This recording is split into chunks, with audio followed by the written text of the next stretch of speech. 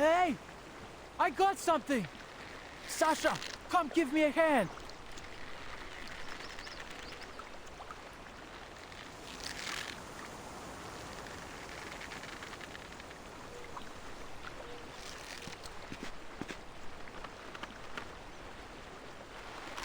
Got it! Oh, Swami, this is heavy. Must be a big one. Come on, Sasha, put your back into it.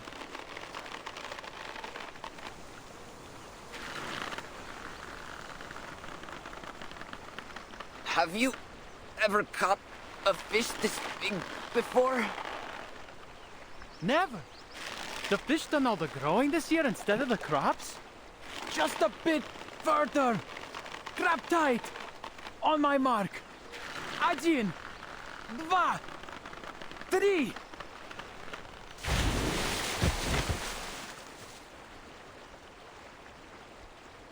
Go check it out. I dare say even my dedushka has never seen fish so big.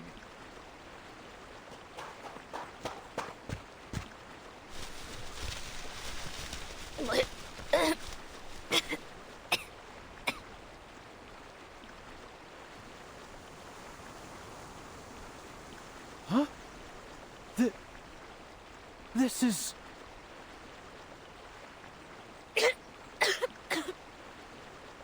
What kind of fish is it, Sergey?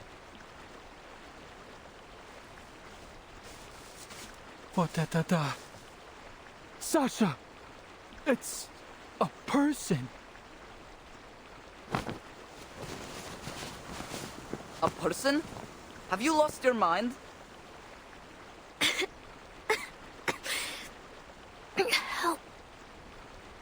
Help me. Blin, hurry up, will you? It's a living person. We have to take her to camp.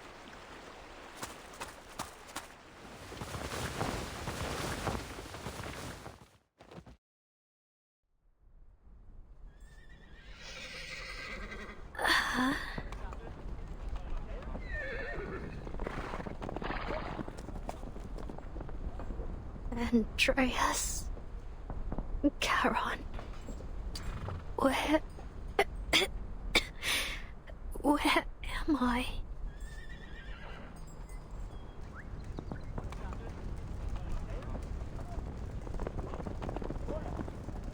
You're awake? Try getting to your feet.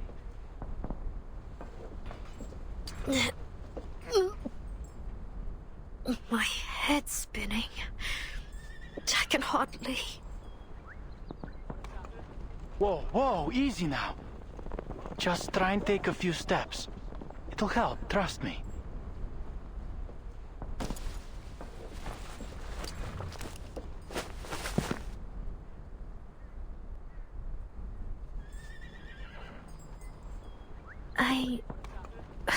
What is this place?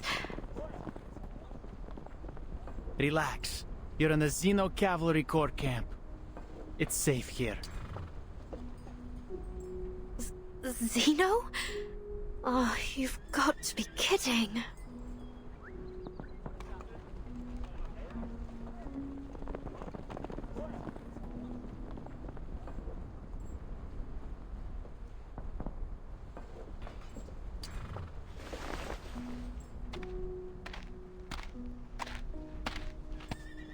Sergey, I heard you found the girl. No, it can't be. We fished her out of the river, Lieutenant. She just woke up. And you just brought her straight into camp? She's obviously not a local. What if she's a rebel spy, huh? Sure, she's not a local, but she doesn't seem like a bandit either.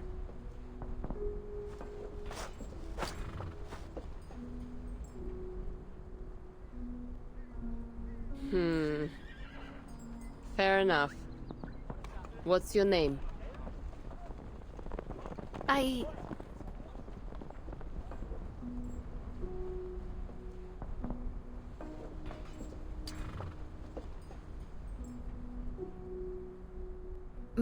Meryl. Meryl. Not from around here, then. How'd you end up in the water? I came seeking refuge near the river, and then I was chased by some people. Bandits or something. I tried to escape, but I fell off my horse and into the river.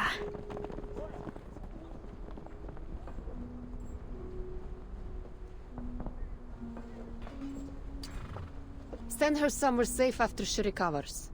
We'll decamp tomorrow morning, station in Tamarovka for a day, and then head to the city. Commander's orders. Dunno. That's my home. I can visit my aunt and uncle. I can sleep in my own bed for a night. You'll have to apply for leave to do that. You eaten anything, Meryl? We still got some canned meat from the Foundation. Canned meat.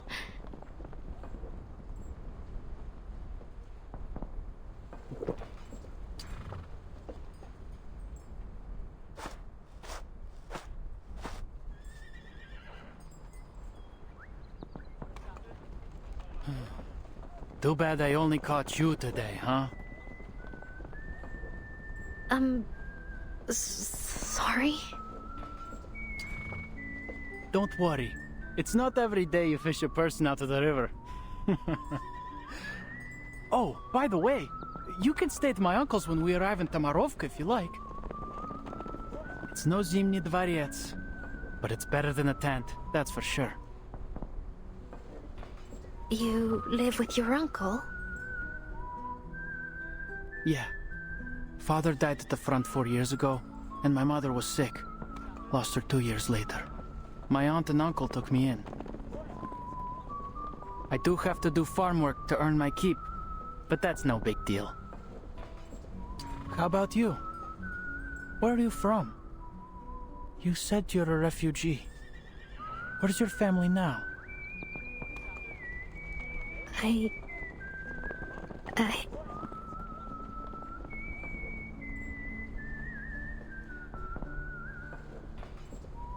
I don't have a family.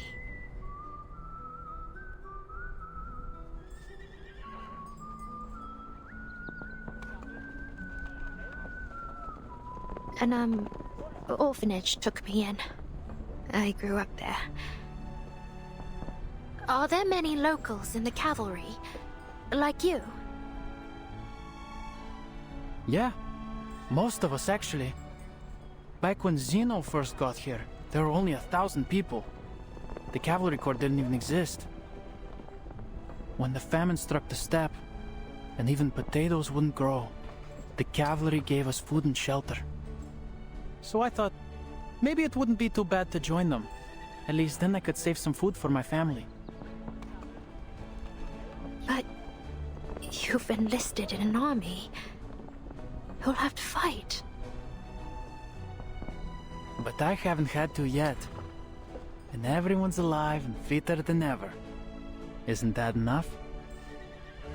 Friends already, huh?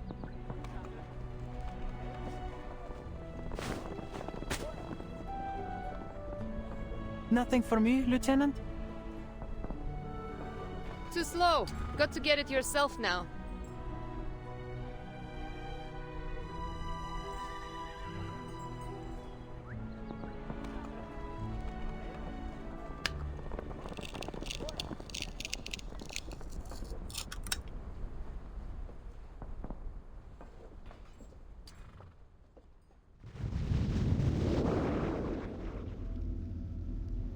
There was a time I thought you would lead us to the eternal. I thought you were like me, a man with ambition, a leader worth following. But look what you've become, a coward.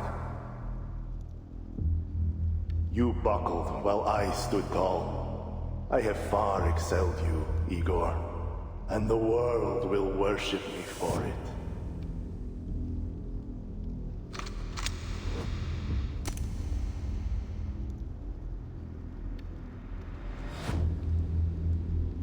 No mortal can transcend eternity, Krutov.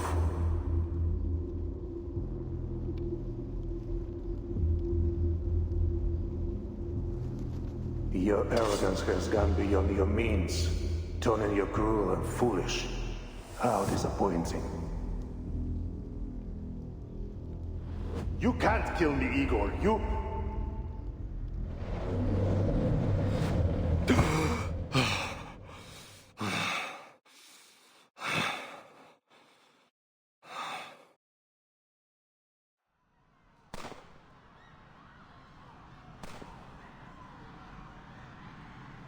Bring everyone here.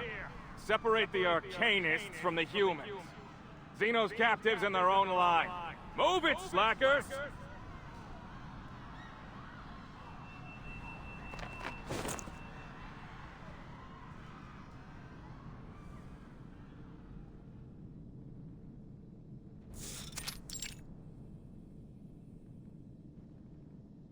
Useless. I knew that witless ritualist was not to be trusted. General Krutov.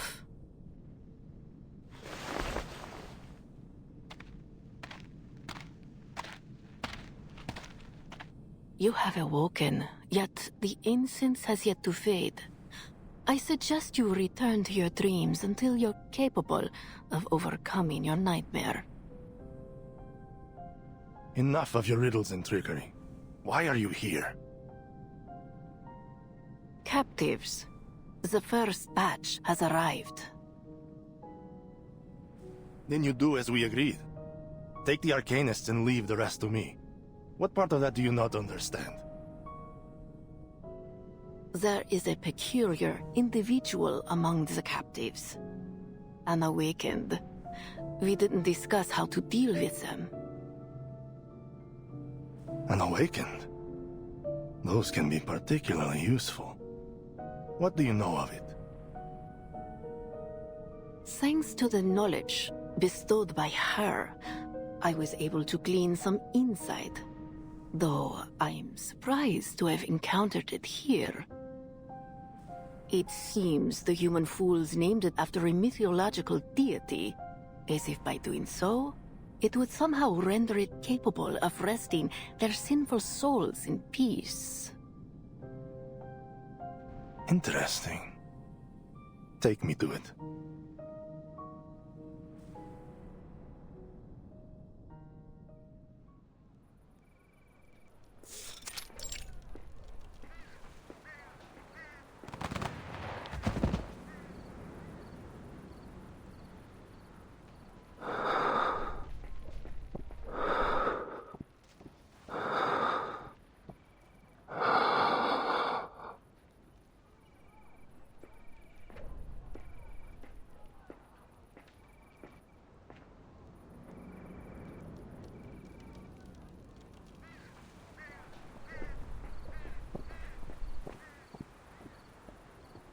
Garon, is it?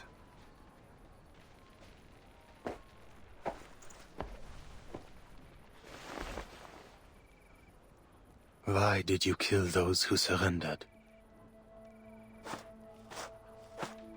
Well, too many mouths to feed. There isn't enough food across the entire Dawn to keep everyone alive through the winter.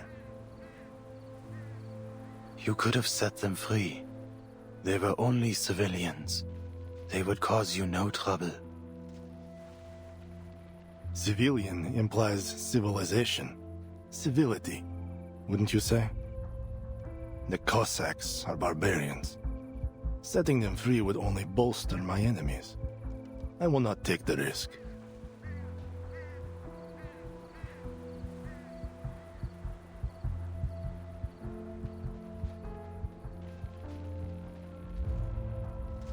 Intriguing.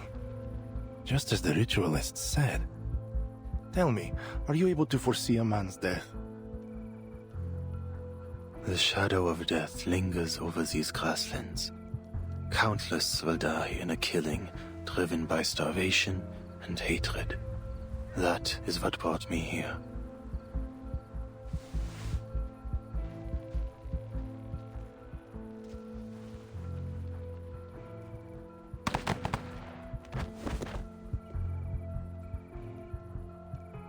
A shadow, you say? I see a man walking the grasslands. the dead nourishing the soil. He stands amid a bountiful harvest. I am that man. Your shadow of death means nothing. What I need is a precise prophecy, one for a single man. For me. I cannot do such a thing, nor is there any desire to. I am offering you a chance, Awakened. Serve me and my army, and I will spare you the Ritualist's hand. Ritualist?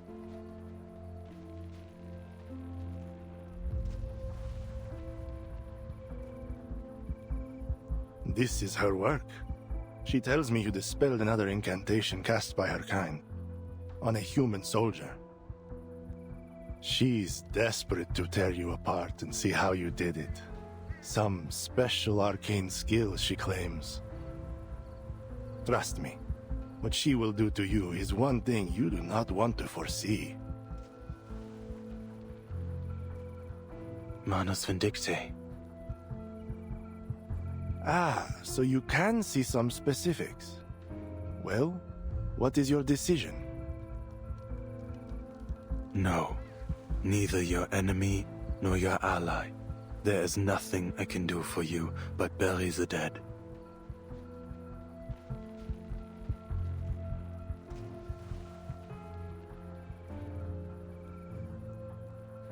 Difference of opinion.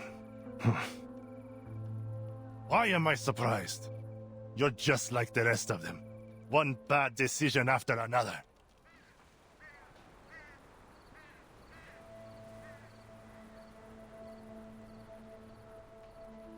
And I am left to right their wrongs. It seems only I can. I gave you your chance, freak.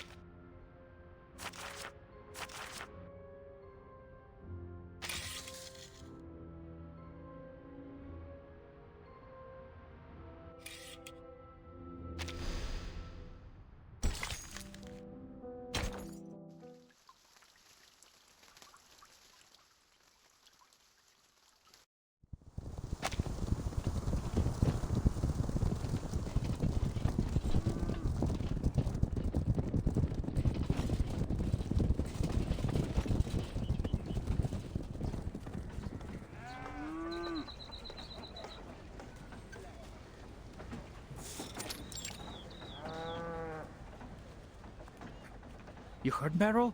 A Foundation big shot's coming to the village. That's a first. Big shot? Who?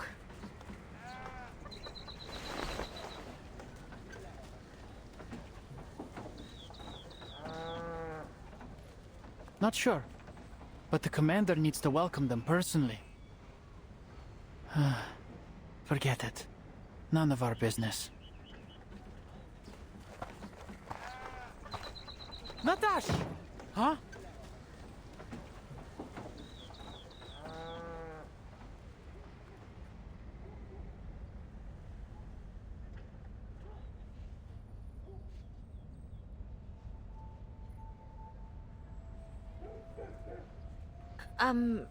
Sergey, isn't this your hometown?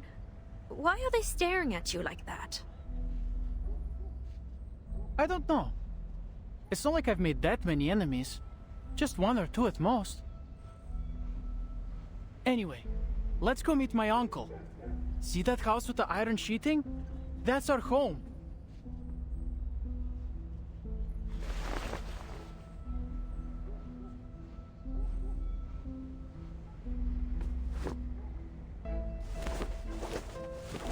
Dядя Pietro!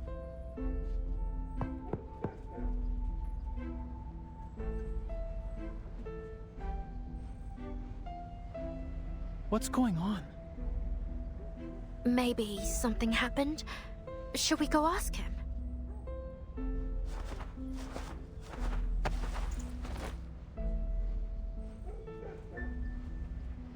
What's wrong, Dядя Pietro? You tell me, did your commander say you'd fight those bandits or not? Of course. When? That I don't know. It's a military secret. Word is you're going to the city, the lot of you. So, where does that leave the rest of us, hmm? The villagers need protecting too.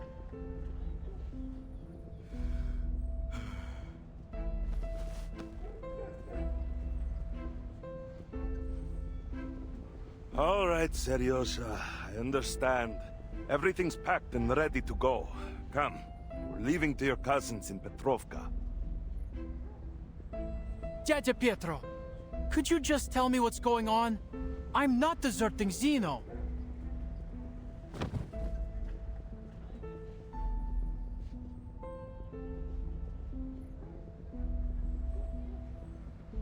It's fine. She's a friend. The cavalry is leaving us here to die, and the refugees from upstream. They said there are tens of thousands of bandits up there. I don't know where they all came from, but your cavalry's nothing compared to that, right? You'll never fight them all off. And keep this quiet, but the Golduni left and joined the bandits. Что? They said they'd punish anyone who stands with the cavalry when they return.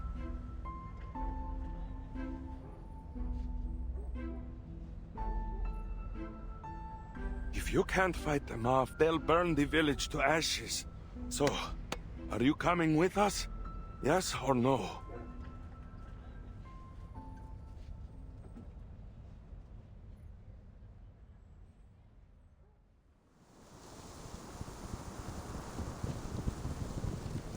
I see Lilia.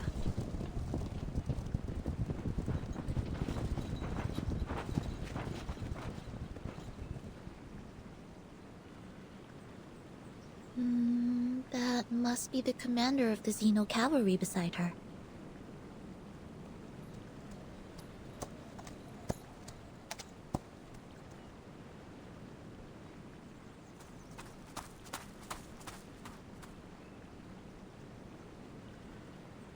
Capitan, why did the Foundation send you here? Isn't exactly the safest place in the world right now. I applied for it. There's something I need to find in Belgrade. Don't give me that look, Lilia. Madame Z approved it. All right, what Z says goes. I'm glad to see you safe and sound, Miss Lilia. Your message had us worried. Huh. The Foundation seriously needs to update their communication devices. At least make them bulletproof.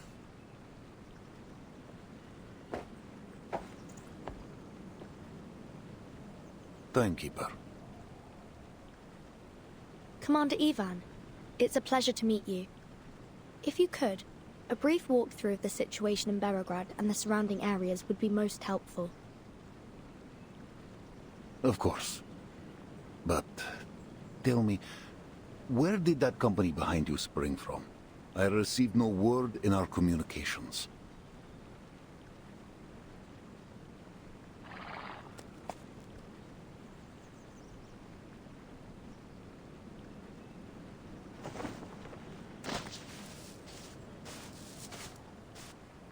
Vice Admiral Burakov. I am the medic of the Foundation Special Unit 12. Behind me are the soldiers returning from the front lines, and our field medical team. Every one of them is willing to enlist in the cavalry and join the fight against the bandits. Good to know. Go to Colonel Sabina Sternova. You will see your men settled. Yes, Commander.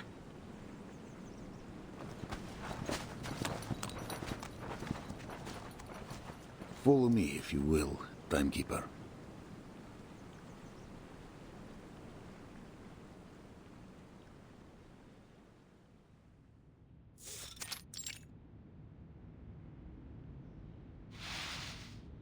Intelligence has spoken. The scattered bandit forces are converging upstream of the Dawn. They carry Xeno weaponry, though their identity is yet unknown.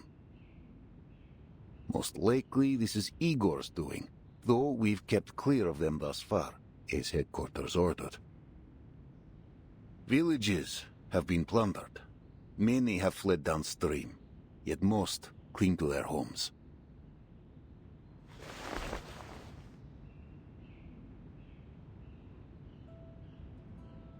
Xeno has ordered the cavalry station in Belgrade until your mission is complete. We ride at dawn. Many of your cavalrymen are locals from the era. What do they think of Igor? What happened in Sao Paulo is classified. To them, he's a warlord like any other. We do have a controlled route to the city, but, Timekeeper, are you certain you wish to enter? The rebels could strike at any moment. Yes. I'll complete my mission quickly. Hopefully before any conflict arises. I see. Then tell me the details of your mission so that I may lend my hand. There's a place in the city called the Amber Room. It's said to hold an important clue about the storm. Does it sound familiar at all, Commander? Not the Antarne Komnata in St. Petersburg, I presume. We're a long way off from there. Then no, can't say it does. It seems I cannot aid you much in this.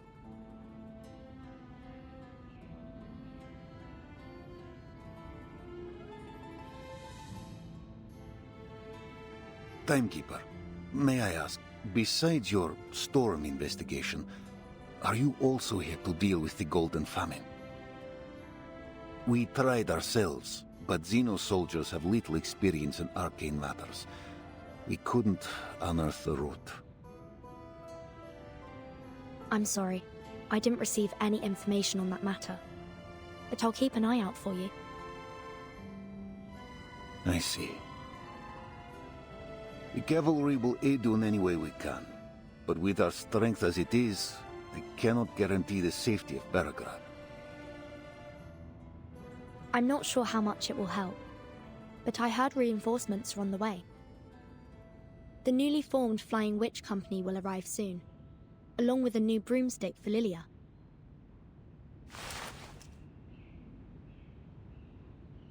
Xeno reformed the Flying Witches. No. This unit belongs to the Foundation. Lilia, committee member Irenai asks if you'll serve as its temporary captain. What do you say?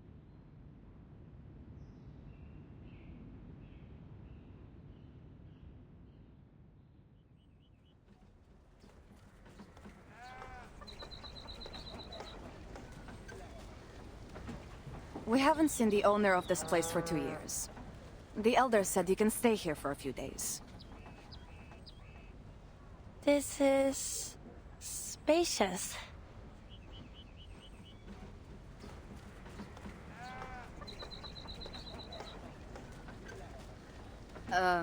Yeah. The stable in the yard still needs some fixing up, so the cavalry will have to take care of your horse, if you don't mind. That would be kind of you. Thank you very much. It's no big deal. What's one more horse to feed?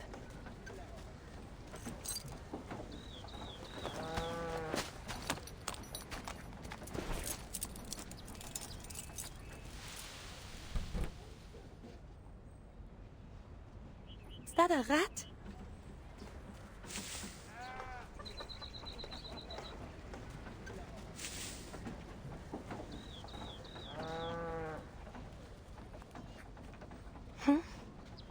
Or a child from the village? Never mind.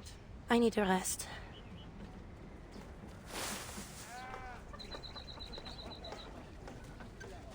Who's there?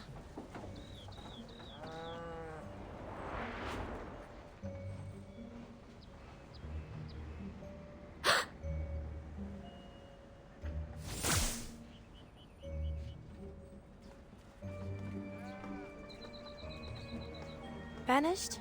Just like that?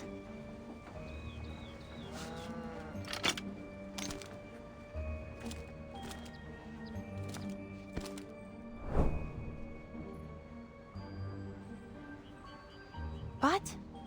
That was definitely a person. A person sneaking in the shadows around the cavalry station. Suspicious, to be sure. A spy, perhaps?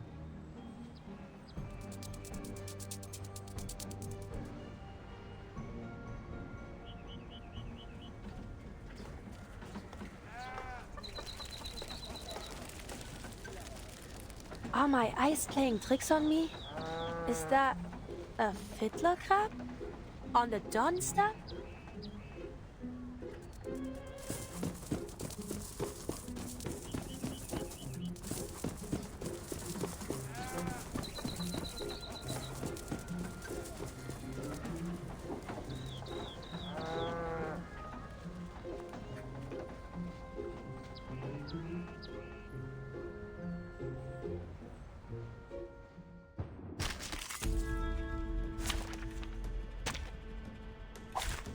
It's an honor to meet you.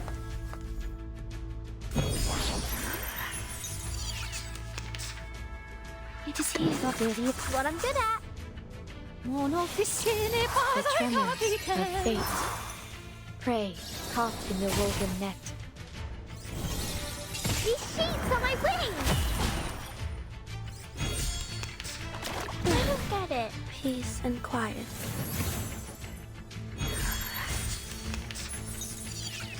Admit, just an extra stride, I can hear it.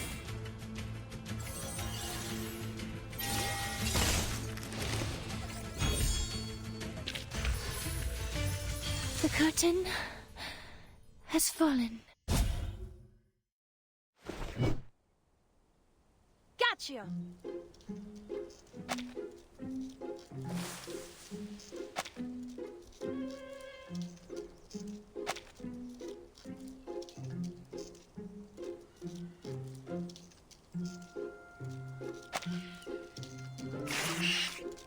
Enough, shapeshifter. This is absurd. How would a fiddler crab make it out here to the plain? And might I remind you that you're too big to be a crab.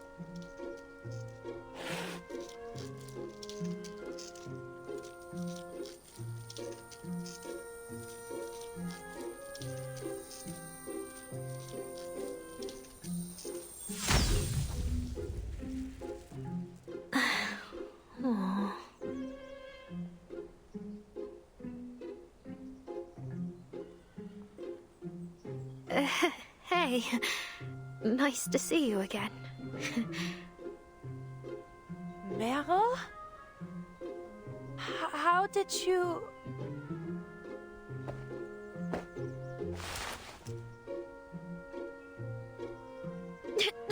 Don't hurt me. I'll tell you everything.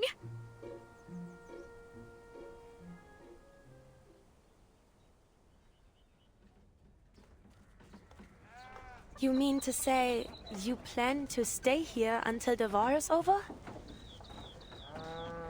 Well, I don't really have much choice. At least with the cavalry, I won't starve. And if the storm comes, what then? I'll be fine. I took an equilibrium umbrella with me. And maybe in the next era, I'll find a safer place to stay.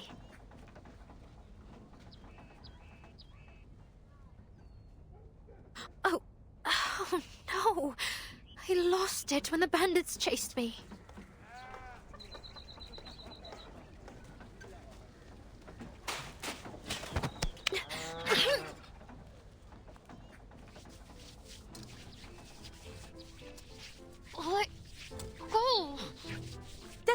serious, Mero? Do you have any idea what they do to deserters? Do you think hiding with Zeno will prevent the Foundation from finding you? I don't know. You may survive one storm, but what about the next? And the others after that? Please, Monsieur. How will you know which era the storm will take us to next? Monsieur, come on, please.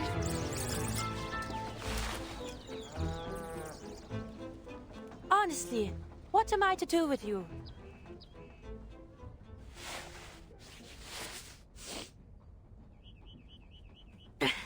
So, why are you here? I was taking a group of Don Cossacks home, and heard the timekeeper was going the same direction, so we met on the road and traveled the rest of the way together. Now that I have arrived, Kreas has requested I stay by the timekeeper's side until she completes her mission. Then I'll return with her. You're not going to bring me back to Kreas, are you?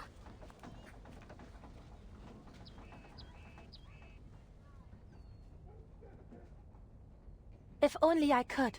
But with Kreas comes the Foundation. Either way, I'll be sure to bring you back. Running around alone out here is far more dangerous than anything the Foundation could do.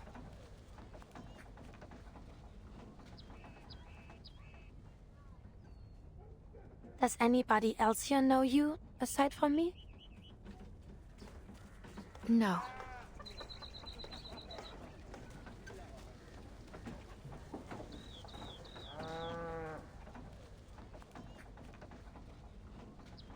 I know the Timekeeper and Lieutenant Lilia, but I don't think they know me. But Sonetto, Verton's assistant, I'm not so sure. We were classmates for a few years, but we didn't talk much. I see. Stay close with me then, and don't let Sonetto see you. It would be best if we solved this without any interference from a third party. Paravian and I may be able to plead your case, but if we're to have any chance of being successful, you can't run away. Not again.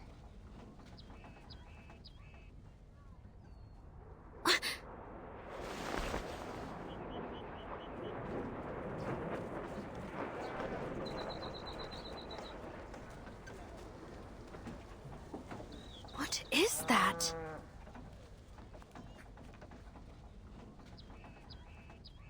It's the Foundation's flight unit. They're here.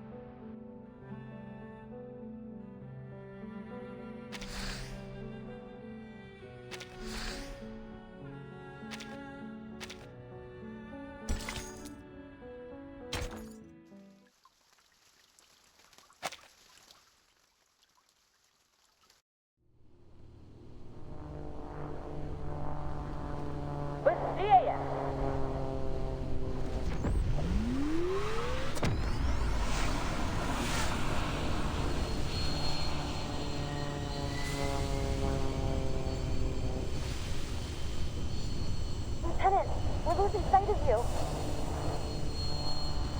Then you better learn how to get your speed up to 240 in 5 seconds.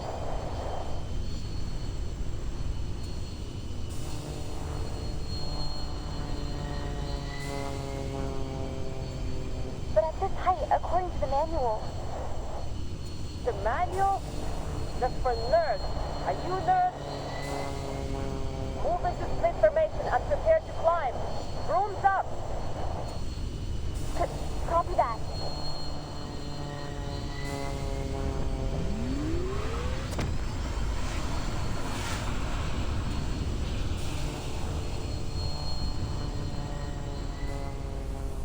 Hold altitude. See the targets by the river. Yes, Lieutenant. Good. Real enemies won't just stand around and wait for you to strike. But training like this can sharpen your eye. Flank the targets from both sides, avoid friendly fire, and die!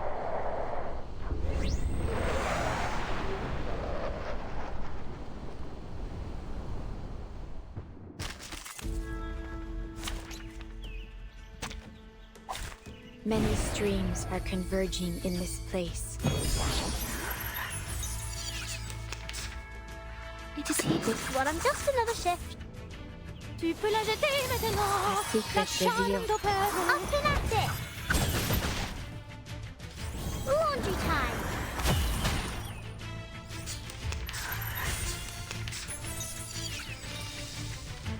What at me from left. I can hear it. Restraint is part of the training. Get out with you! Don't worry. I'll avoid delivering any lethal injury. The overflow of the scarier.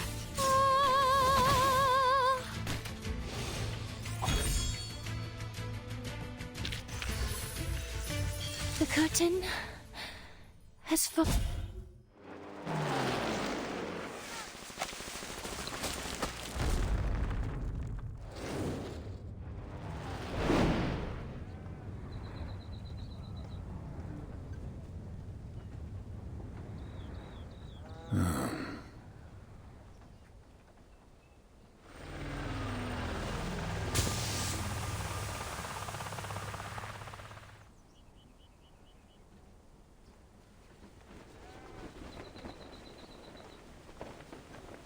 Capitan! Oh, Commander!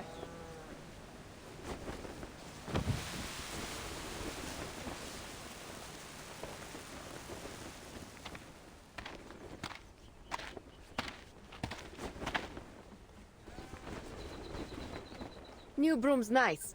Rookies aren't too bad either. Only problem is, they rely on the tech too much. Should spend a little more time on their arcane skills. Have to say, I never thought I'd wear a Foundation uniform. Wait. Don't tell me I have to follow the committee's orders from now on.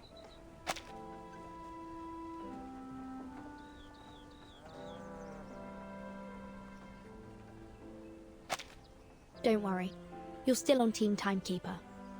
Your new uniform's just for easy identification while you're acting as flight captain. All right. You have some time to sharpen your little birds, but conflict rides fast. Work quick. The Foundation swore us enough fuel and ammunition for your entire unit, and more besides. You alone have access to it. No applications, no paperwork. Just go directly to the quartermaster. Nice. I'll make sure the rookies never step foot on the ground. Mr. Iranai said that this is the Esu Noi Nouveau Voyer combat debut. He hopes to hear some feedback from you. Well, it's faster, got stronger firepower, and better maneuverability. Basically, an all-round improvement. Haven't used it for long, though. Any major defects you know of? The price. 102 costs nearly triple the amount of an 01, or even more. Who's paying for repairs? Me. The Esu Noi Nouveau Voyer assigned to you is the property of Team Timekeeper. Okay. I'll do my best not to break it.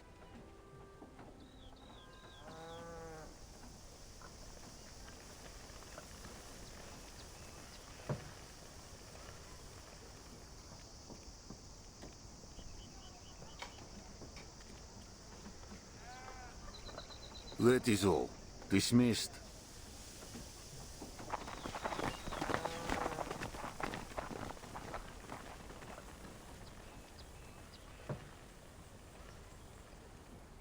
Capitan, I need to go take care of the baby birds. All right. See you later, Lilia.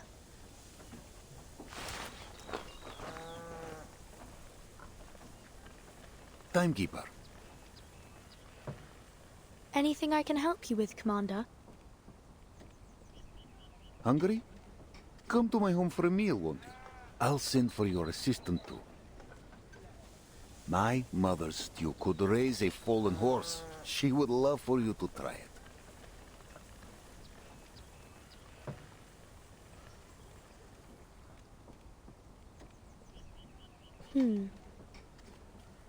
Sorry, I was just thinking about something. Do you mean to say that your home is in Tamarovka? That's right. Will you come?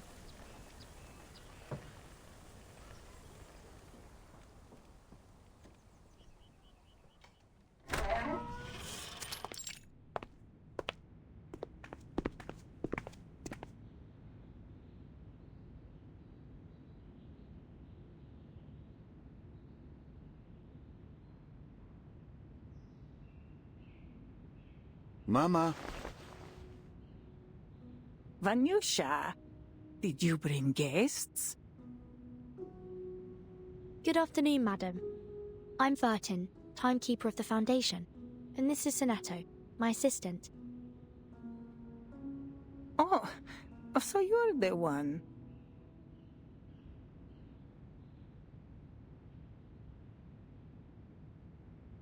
When Vanyusha told me there would be important guests joining us, I hardly expected them to be so young. Oh, I meant nothing by it, Rodnaya. Just the words of an old woman. Honestly, Vanyusha, you must tell me if you plan to bring growing young ladies to lunch.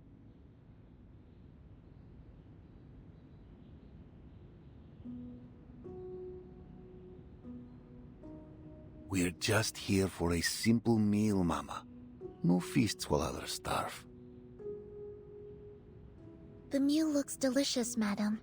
More than enough for us.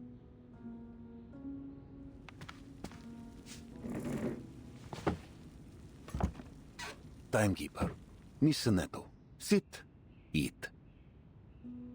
Thank you. You will have to forgive me. This is all I have to offer at the moment.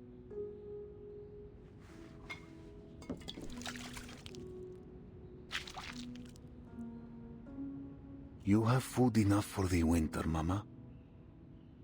Oh, don't worry about me. Though if things go on like this, who can say? Miss Timekeeper, are you here to end the famine? Please, call me Vertin, madam. As for this golden famine, I will try my best to give it a thorough investigation.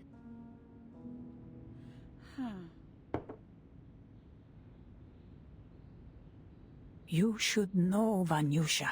Many have told me to leave with them. But I have stayed, trusting that you will find a way. Some of those fleeing south passed through the village. They said the attackers are different. They only take Alduni, arcanists, as captives. Arcanists? Yes. The poor things who refused to cooperate were beaten half to death before they took them. As for the humans, well...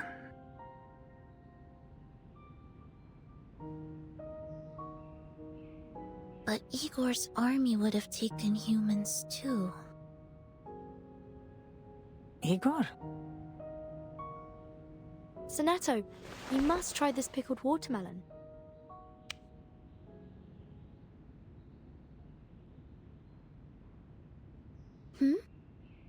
Oh, okay. It really is delicious, madam. Quite different from any I've ever tasted. Might I ask how you made it? It warms an old woman's heart to hear such things. Nothing special, really.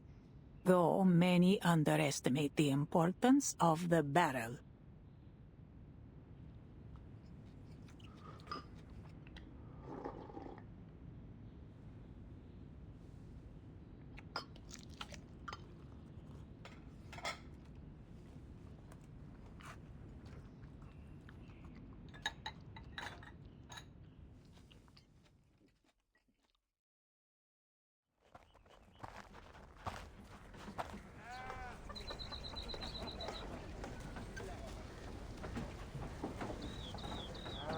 Apologies again for the poor meal. Hush now. The meal was hearty and our bellies are full. There are a few stews better than yours. Yes. It was just what we needed, madam.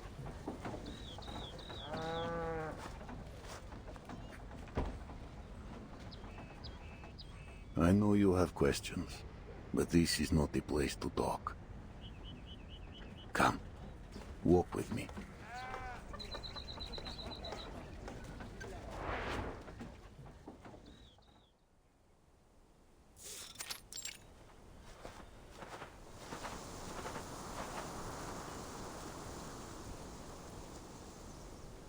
How could Miss Galena be your mother?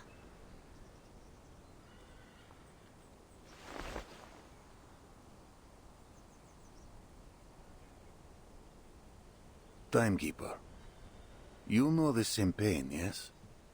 To witness the storm take away those you love. We all do. If that face appeared again, full of light and life before your eyes, could you still your heart?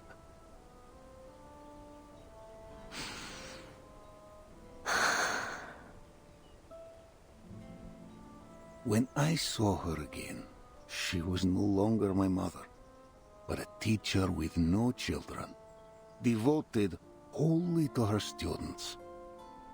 She never once left home. The reason for this phenomenon still remains unknown. However, observations have shown that each of them has a complete memory, identity, and social relations. Their independent will is undeniable. We can't force them to be the person we think they are. I know. To speak of the storm would only break her. She would shun me. But in time, she took me as her child. In the end, I have a mother again. That is enough for me. I'm glad you figured it out. Figured it out? The truth is the opposite, Timekeeper. I chased Galena like a lost pup, hoping to find my mother in her. And I did. Her face, her body, every line and wrinkle. She is the mother I lost to the first storm, down to the gentle smile when she talks to me.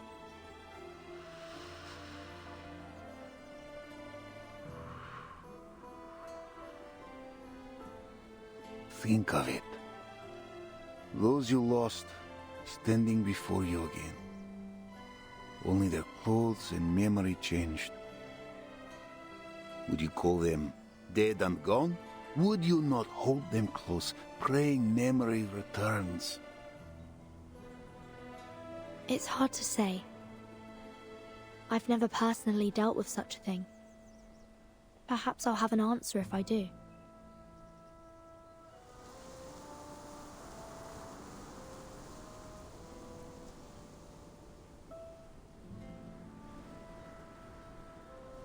It was on land like this that my father first set me on a chestnut mare and showed me the reins. My mother watched on, afraid I would fall, no doubt. But she knew this was the way for every child. For centuries, the Cossacks have lived by this steppe. She feeds us, She fights us. Rebellion runs free in her blood. The steppe never changes, nor do her people. Sometimes I find myself asking, is this truly a false 1920? You, Timekeeper, you have lived through many eras. We will never wholly understand one another. From what I do understand, you are a survivor of the first storm. You've lived through all these eras too. I don't see the difference. True. Yet I am marked by my hometown. My own time long before the storm ever struck. I was forged a Cossack, and the Cossack I remain no matter the era. And you, Timekeeper? Which era is your home?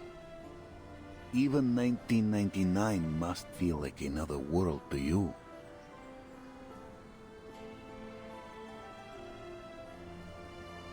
I do not belittle your path. I only say losing time and home leaves a wound in the heart. Politics aside, I respect you. You are the Timekeeper, the master of all ages and all people. Many consider you a savior. And I? I am but a man with mortal ties.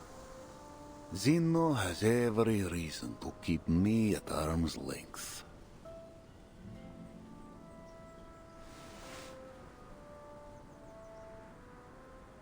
Commander, wait. Yes? What more is there to say? I have no power to change your decision. But I have a mission here.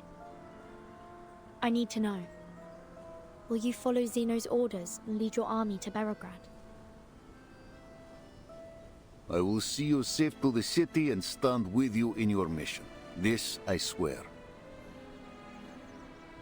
I understand. Commander!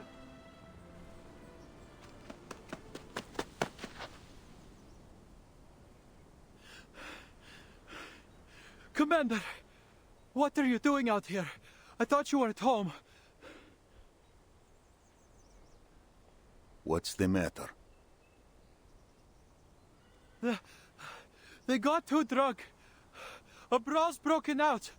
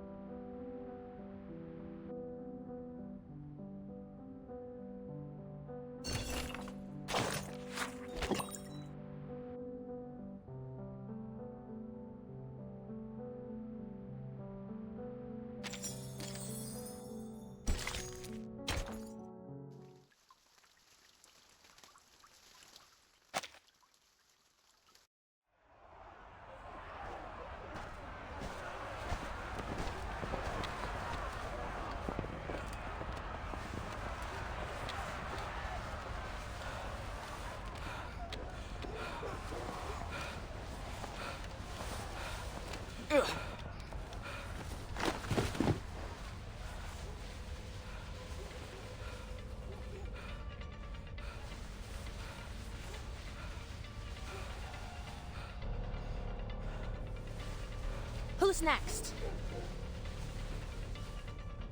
This has nothing to do with you, outsider.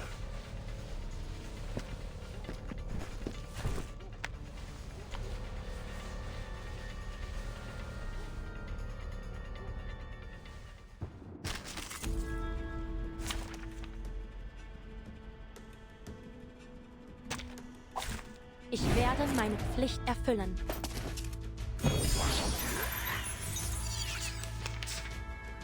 Well, just another shift. A ripple stirred. Tu peux la jeter maintenant, la charme de verre. These sheets are my wings.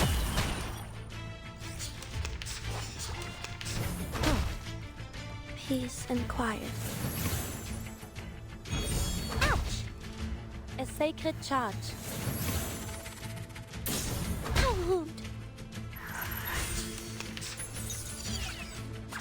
Restraint is admis comme l'a scellé le destin. There's strength in restraint. A necessary counterattack.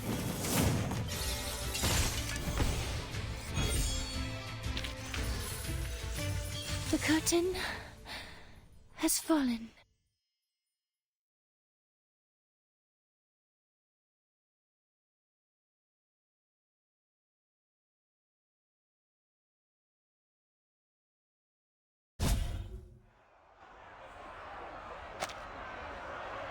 Scatter!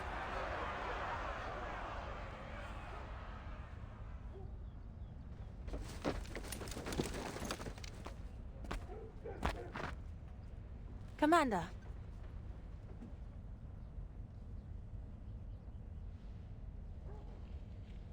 Forgive me for bruising your soldiers. I don't mean to interfere with the Cavalry Corps' internal affairs, but this incident could cause serious harm to people outside the military.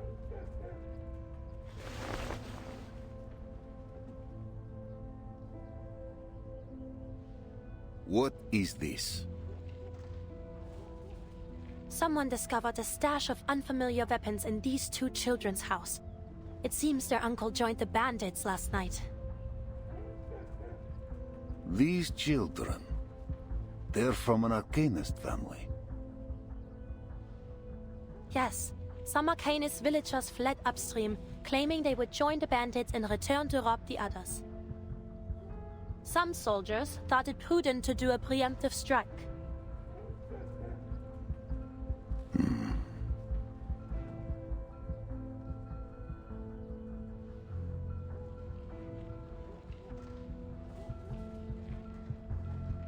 Are you hurt? No, they didn't harm me. You've stopped the worst. Thank you, Miss Marsha. Leave them to me. Certainly.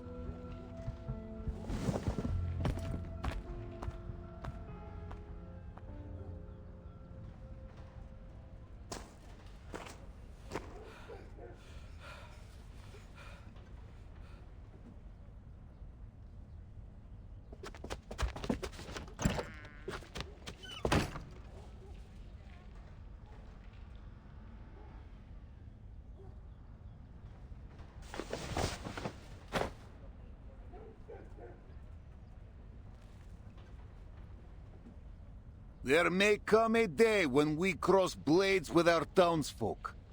A day none of us prays to see. This war will scar us. It will scar our children. Our children's children.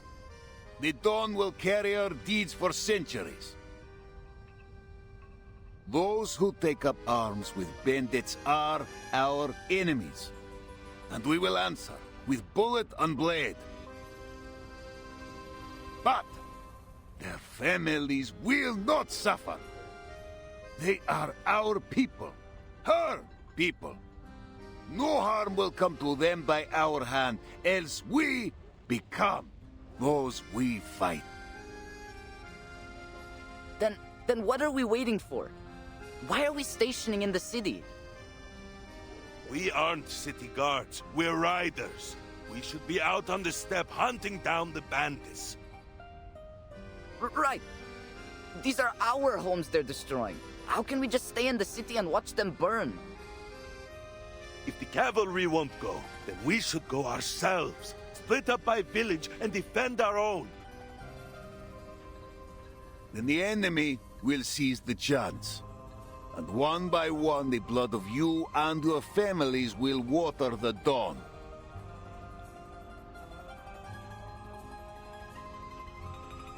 We fight for the peace of the steppe. If she is to flourish as she once did, then we must stand united upon her plains. No more words on this. I forbid it.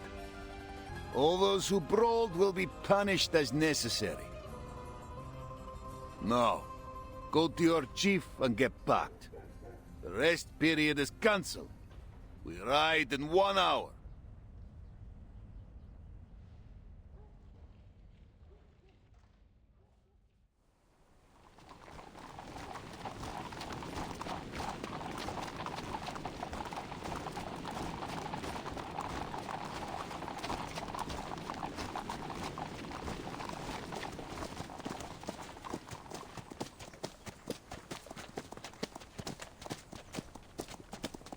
Ah, so good you joined me at the Vanguard. Interesting company, the two of you. What with all your stories from the West. Pretty sure it was you who insisted on coming with us. Reminds me of my days scouting for the Order. It wasn't an easy position to be in.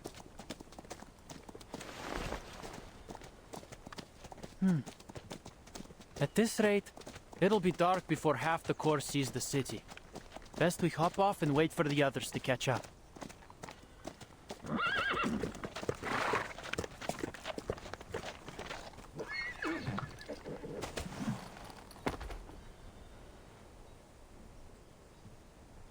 Careful, Beryl.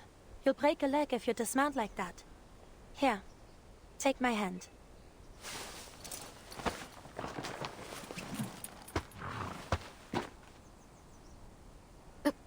Thank you, Masha. Finally a bit of a break. Sergei, the sun will go down before we arrive. Then we'll be transitioning to a night march. Yeah, we were supposed to put up for a night in Tamarovka and leave at dawn. What kind of army starts a march in the afternoon? Night marches come with considerable dangers, especially when we don't know the enemy's movements. What's got the commander so anxious? He's a commander. He must have his reasons. Believe me, I know what it takes to lead a troop. My great-grandfather was a general, you know. Fought off Napoleon side by side with the Tsar himself. Came home with a chest of medals, too. Shame my family lost them.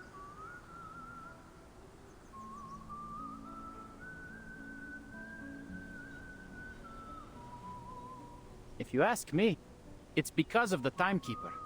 The sooner she finishes up whatever it is she wants to do in the city, the sooner he can send her on her way.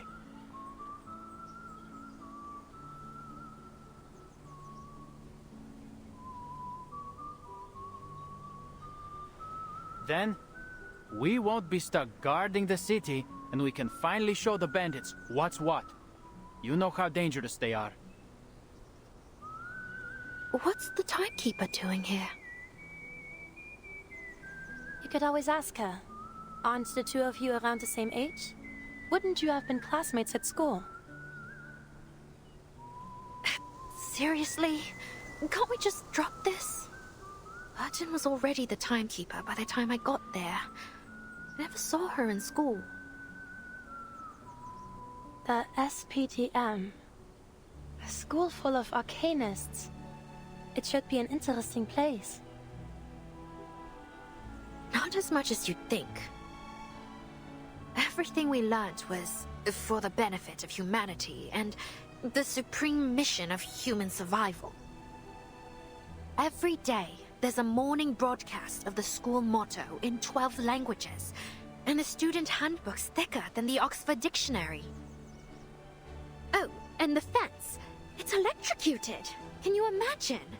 230 volts of electricity buzzing day and night. It's more like a prison than a school. There was a rumor back then that a group of students managed to escape. People said it was the Timekeeper who organized it. The Timekeeper? That's difficult to imagine. She seems very level-headed. People were kind of scared of her. Apparently, she was their leader. Did she or the other children bully you?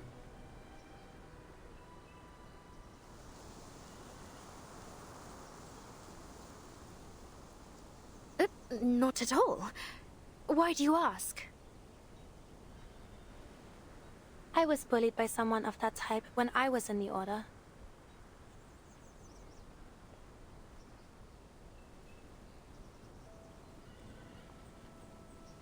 I was about half the age I am now. As an arcanist, my physical fitness was poor before I received training from the Order. Some older squires would give newcomers like me a hard time. We didn't stand a chance. What's a squire? They serve the knights, and are usually candidates for knighthood. Newcomers take on menial tasks while they study the arcane skills of the Order. Those who master them become squires. Wow, and you ended up a knight. Did you train thinking you'd go to war? War. I had always pictured it as something far off. A legendary battle of dreams and ideas. Until it broke out. I'm no longer so naive.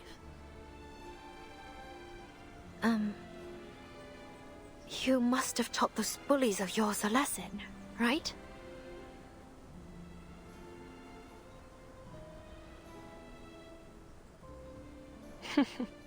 Very few squires are granted knighthood.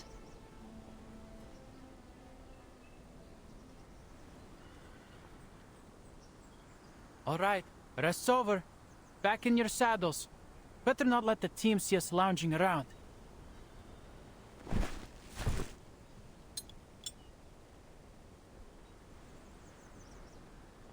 You'll see Berigrad once we reach the top of the slope.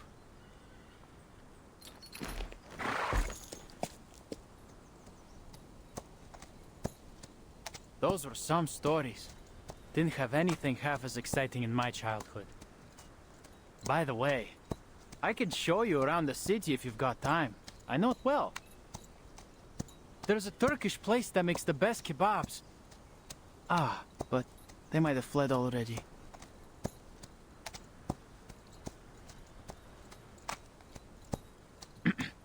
Behold!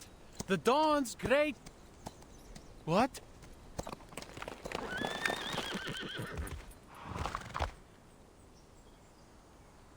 What's wrong?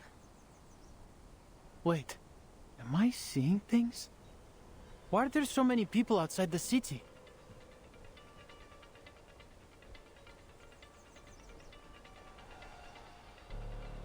This is... an army. They're blocking the entrance. What? At this time of day? Sergei, tell the commander to halt the march. Merle and I will stay and observe their movements. Go. All right. Yeah.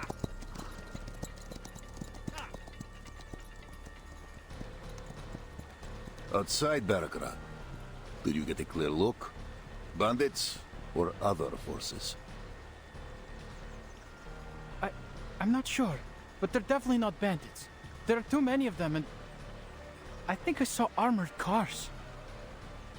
Oh, and a banner with a griffin on it. A griffin.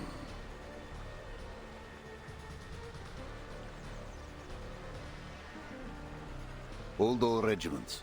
Hold the advance and take the high ground outside Baragra. Do not engage. Yes, Commander.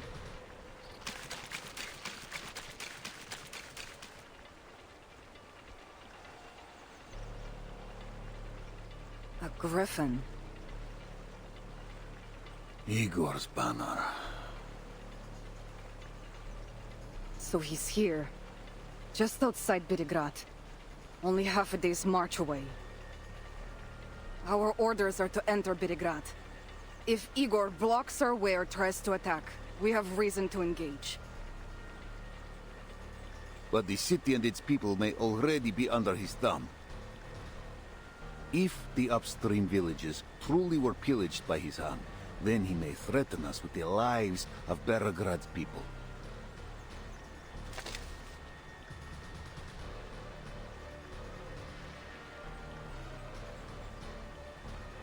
Lieutenant Lilia, your unit will confirm the number and formation of Igor's army. Retreat if attacked. Suffer no losses. On it.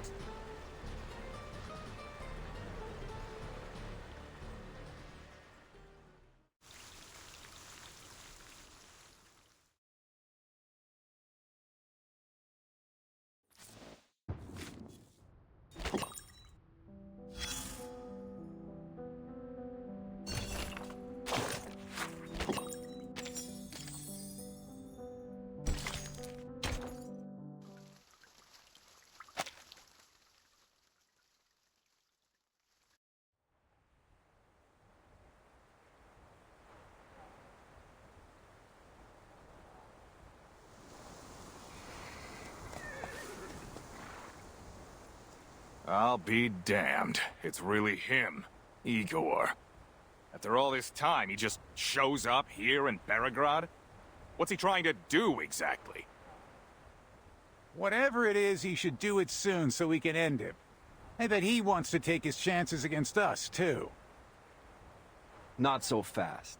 You know Igor parted ways with Manus Vindictae after the Antarctic operation.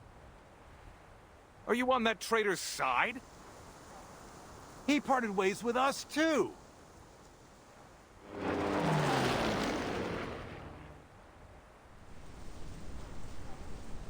All right. Quit your bickering. The flight unit's back. It's all up to the commander now.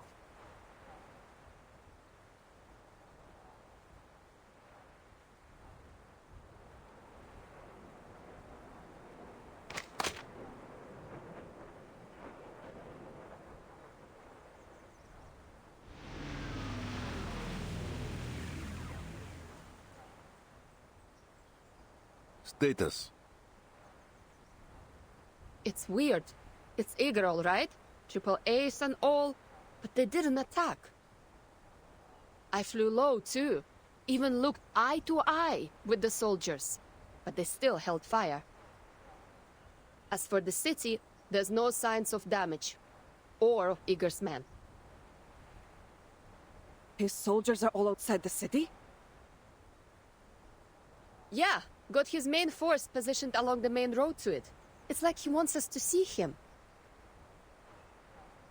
He wants us to see him. If he wanted to stop our advance, capturing the city would have been the best bet. It's almost like he's welcoming us.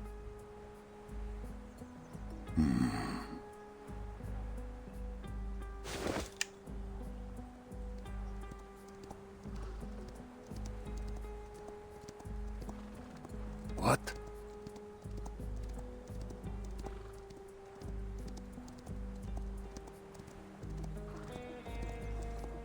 That's... Calm yourself, Lieutenant. A rider must assess the terrain before he takes to a gallop.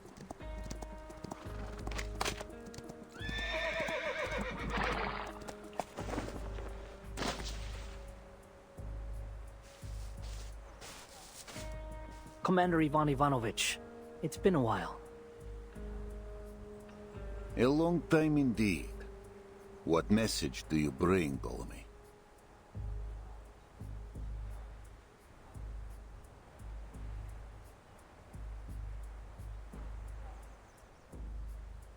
Admiral Igor wishes to talk with you and the Timekeeper, who is currently under your protection. There's something important he wants to discuss. About Belgrade, the Dawn, and the Timekeeper's mission.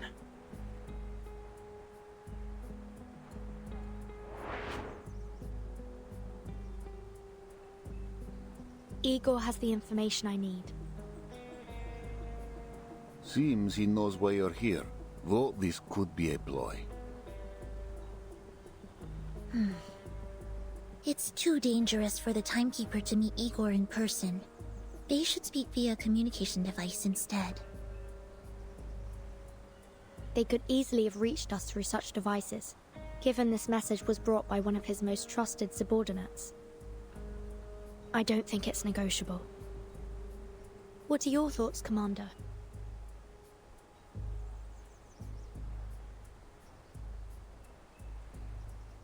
I won't want to know his purpose here. And him stationing outside the city does look like a gesture of goodwill. That said, I shouldn't meet him in private. Word will surely reach the Joint Committee. I understand your concerns, but either way, I'll meet him. Timekeeper? I currently have almost no information on my mission. I'd like to know what he has to say, even if it's a lie.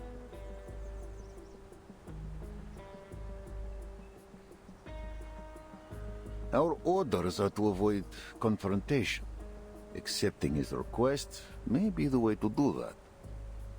But whether I join the meeting is your decision. Me? The committee will not question your motivations. If I attend, let it be by your bidding. Then if they question me, I will have my defense. I see. I'll make the decision. But how can we ensure the safety of the Timekeeper and the others? Meeting Igor, huh? Take me with you, Vertsen. I'd like to hear what he's got to say. All right. I accept Igor's invitation, and I request the commander join me.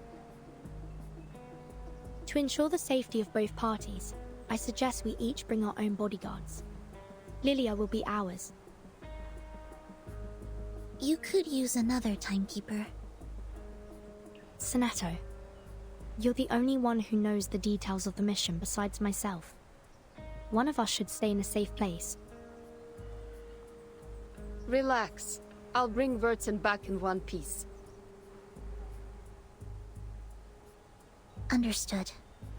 Please be careful, Timekeeper. I'll prepare a teleport disc for you.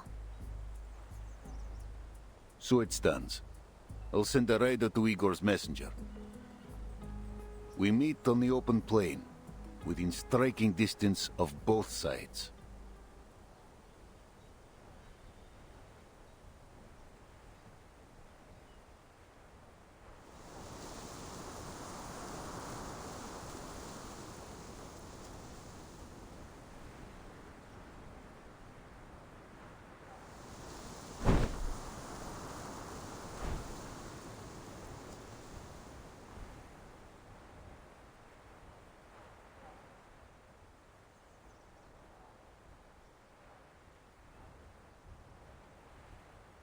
I'm sorry that this is the way we meet again.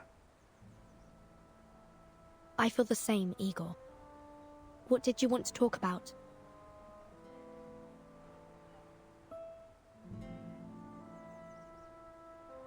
After the last storm, you helped Moldir escape Antarctica and avoid investigation by the Foundation. You have my thanks. She provided us valuable support. I simply returned the favor. If that's all you got to say, then send a thank you letter. Get to the point. What do you want?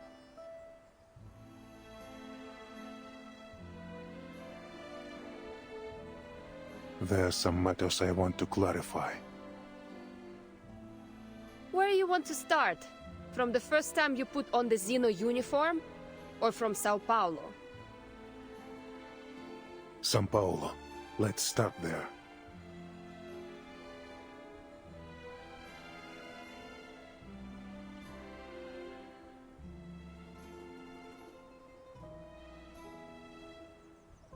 Before I arrived in São Paulo, I struck a deal with the dead Arcana. You communicated with Arcana after her death? Yes. You witnessed the events in Antarctica. I trust there is no need to explain why I heard her voice. Death and resurrection are part of the myth she aimed to construct. I refused to become her follower, but I desperately needed the reward only she could provide. Arcana needed Erd to complete her resurrection ritual. What did you need? A true shelter. A boon, a hidden place. A promise from the surpassing excellence. She used many words for this little cube. Is it familiar to you, Timekeeper? The material's similar to the Tear of Kamala. The origin is the same, but their function is different.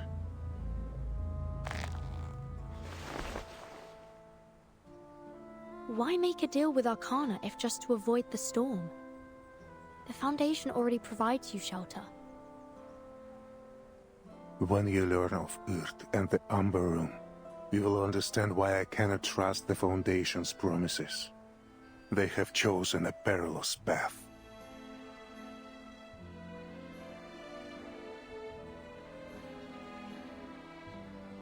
You know about the Amber Room too? I know what led you here. Earth, Umber Room, the words appear together. But whoever gave you this intelligence likely knows little more than that.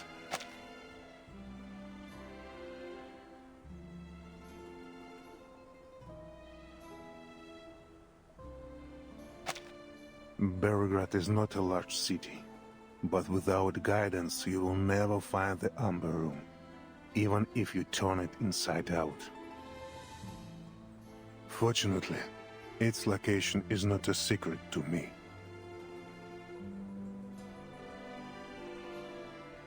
Because I was involved in it all.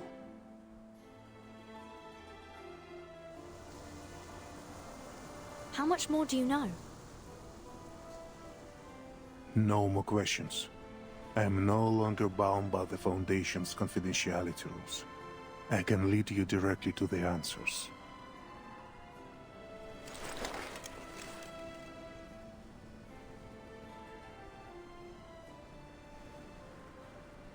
Ivan, I know you care deeply for the Dawn. I admit some responsibility for the looting of the upstream villages. Then... it was you? It was Krutov. Krutov? Here you. What difference is there? He betrayed Zeno at your site in Sao Paulo. He follows your orders. Not since Antarctica. With the new era, Krutov has taken his own path. We have some differences of opinion.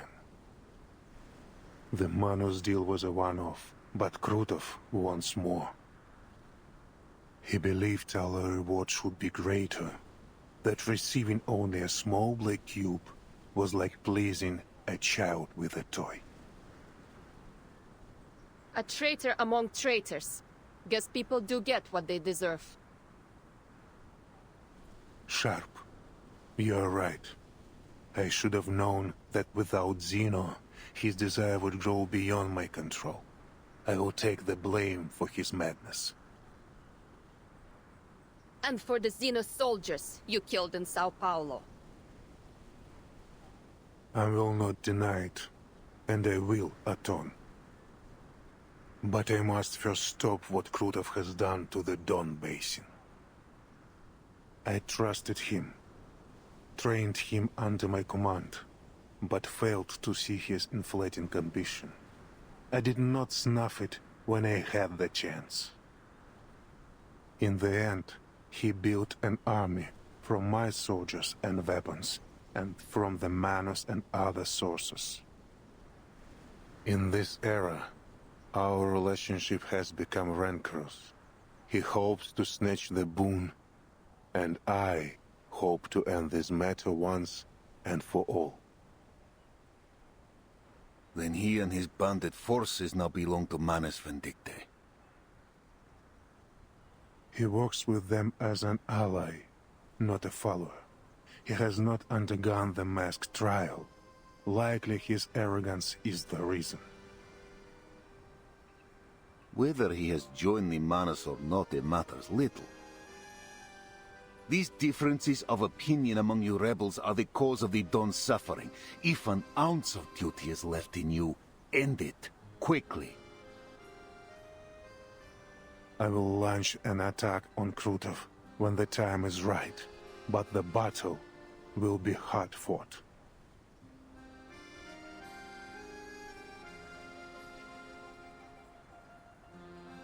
I'm sure you already have some information, but Krutov is more powerful than you think. Xeno weapons, Manus troops, the backing of Dawn warlords. He has them all. My army alone cannot defeat him. That is why I ask your cooperation. With the cavalry corps, we will outnumber them. We will have the advantage.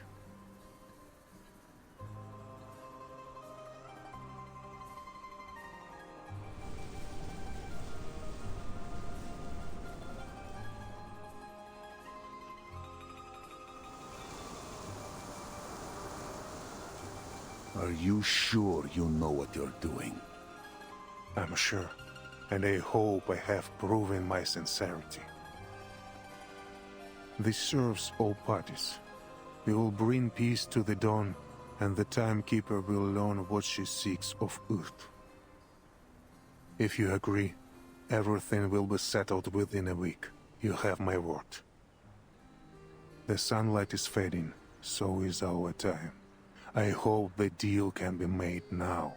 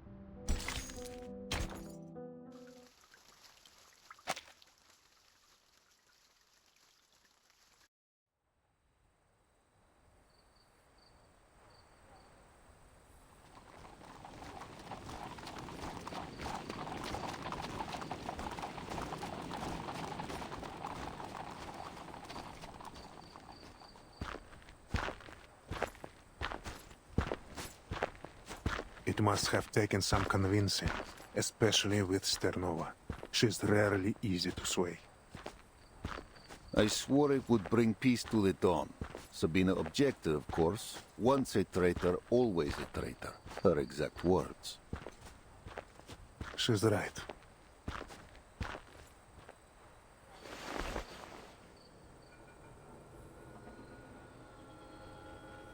The arcane incantation customized by Zeno for every arcanist commander, preventing the misuse of arcane skills. Never thought I'd see it again. Your arcane skill can vanish an army in an instant. I must take precautions. Ever cautious. Good. Though I'm surprised you still remember how to write it.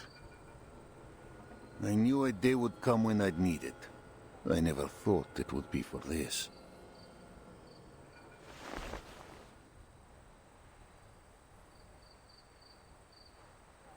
Keep your promise. The Hawks are circling. They will devour me and Som if given the chance. I know the Foundation wants no conflict between the cavalry and me, and the Timekeeper must have promised to vouch for you. Her words will not go unheard. Were it not for the Timekeeper's mission in Belgrade, they would have ordered you to leave the Dawn immediately. No 2-week buffer. How did you learn this? I do not need interception to know what the Joint Committee thinks, provided their membership remains unchanged. You're a Kazakh, so they sent you here to recruit new riders, for the same reason they do not want you stationed here in your hometown. Don't speak like you know me, Igor. You and I are no longer brothers. Demotion, imprisonment, no matter what they hang upon me, I will do what I must to defend my home.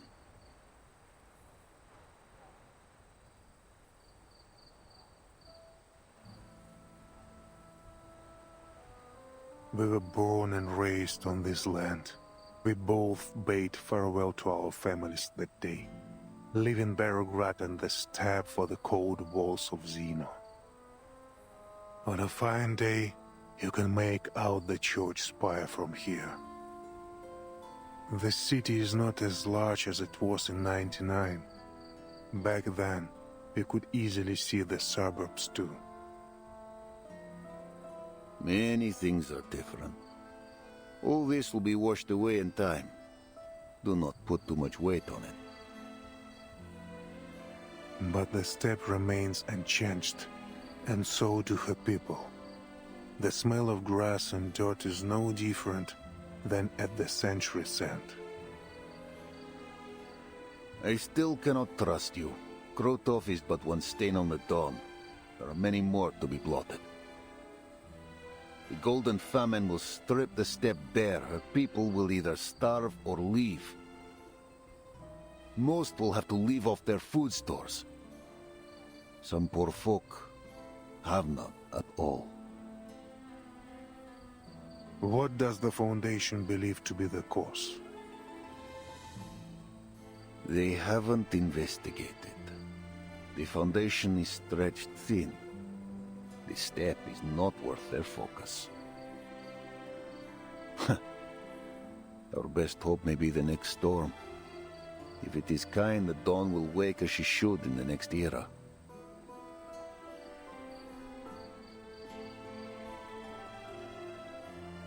This heat is the result of an arcane ritual. A ritual? Bending the weather over the entire lower dawn. How can it be done? Commander!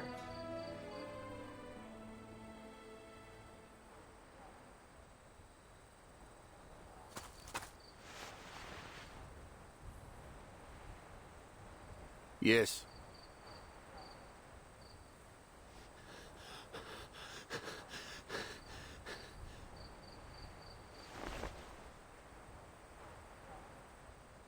Igor.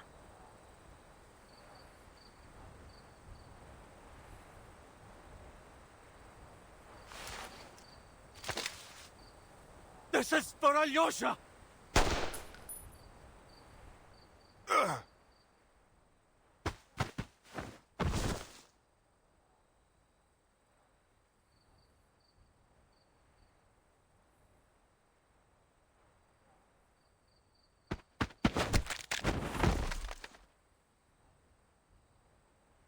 Soldier! What do you think you're doing?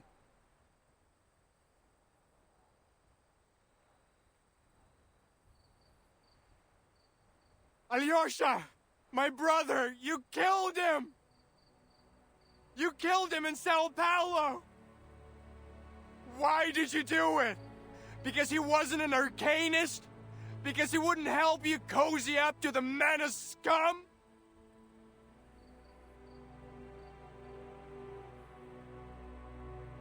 Your commanders may execute any soldier who sabotages the army's strategic goals as a traitor. This is Xeno law.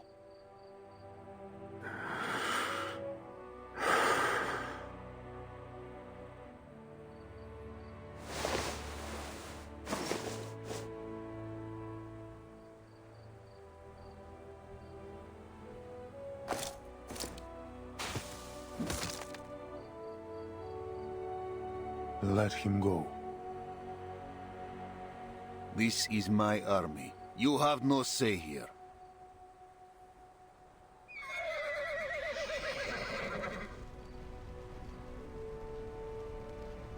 Let go of me!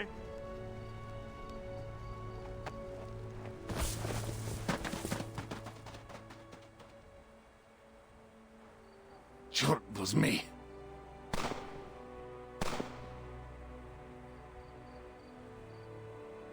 Father!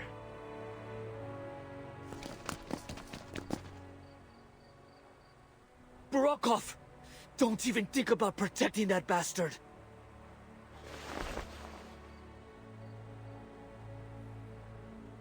I'm letting it go, and so are you. Many of your cavalry have long served Zeno. They will protect him.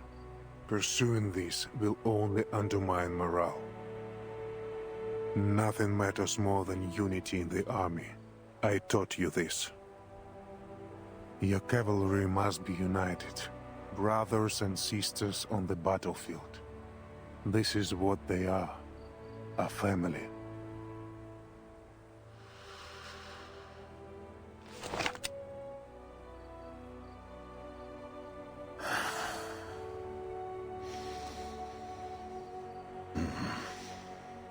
The hatred of those who once trusted you. A bullet to the chest. Krotov's betrayal, a home soon to be aflame. Remember what you have wrought, Igor. I can never forget. About the ritual that caused the Golden Famine. It was Manus Vindictor's doing, composed of multiple rites. Their goal is to expand west, first the Don, then the Dnieper. Soon, millions of square kilometers of land will grow no crops. All of Europe will face hunger. What sort of ritualist has the power to change the weather over such an area? Remember, Ivan, our enemy is a resurrected deity.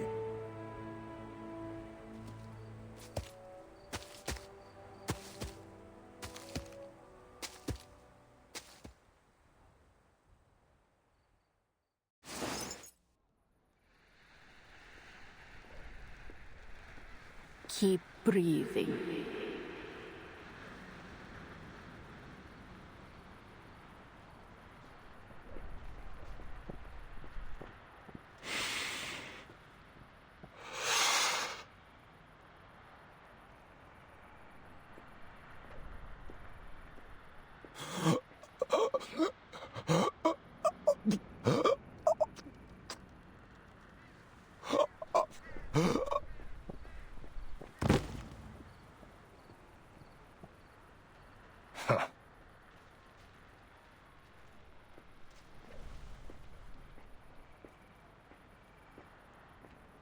Is he dead?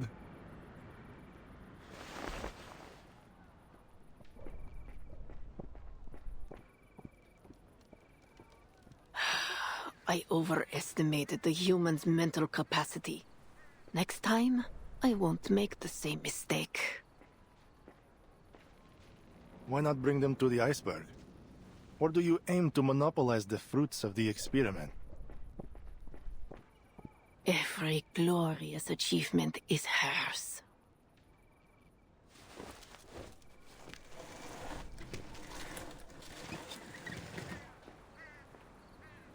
I have no time for your little experiments. My army departs for Beregrad in 2 hours. Beregrad?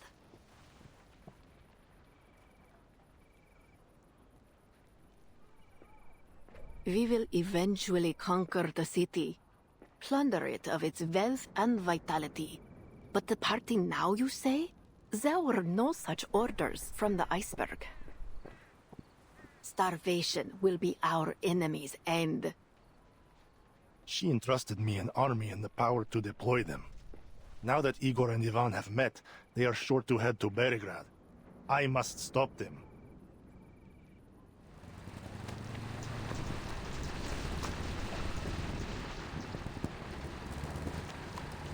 My army is ready. This is my chance to eliminate Igor for good. If you won't give me the boon, I will take it myself. The loss of one right will affect the efficacy of many others. If the weather cools and winter returns, our attack on the Eastern Front will be jeopardized.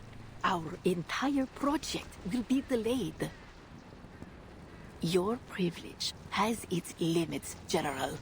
You and your followers will accept the trial. It is only a matter of time.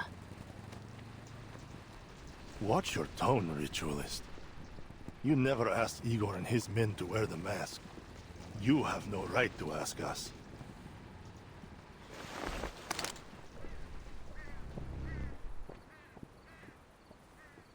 Igor is a weak, indecisive coward who doesn't dare face his true desires.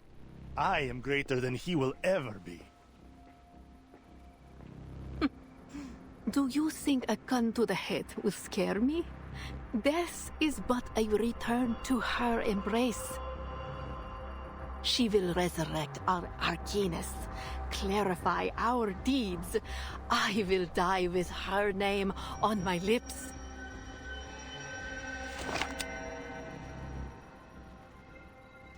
Monsters.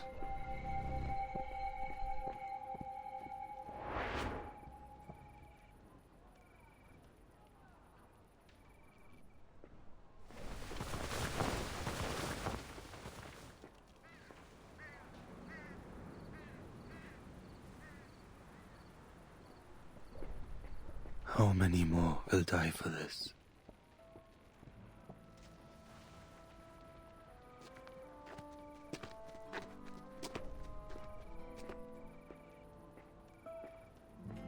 They die because of you, Garon.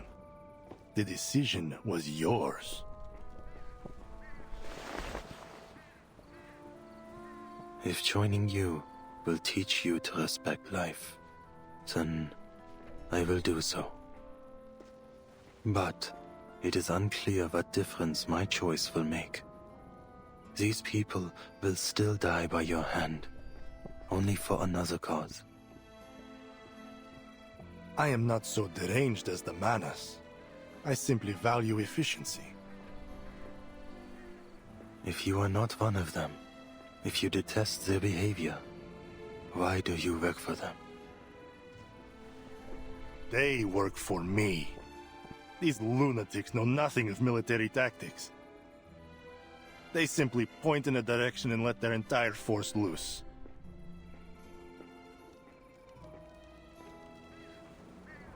What similarity could I possibly have with them?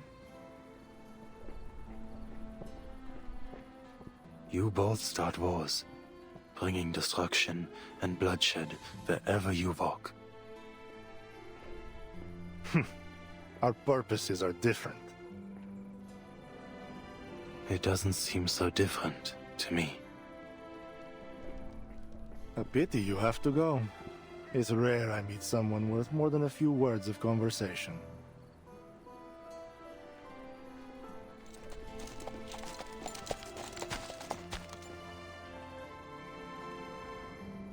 Andreas.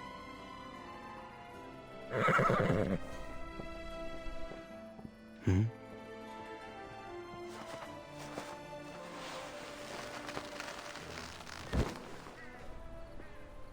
Why do you bind me?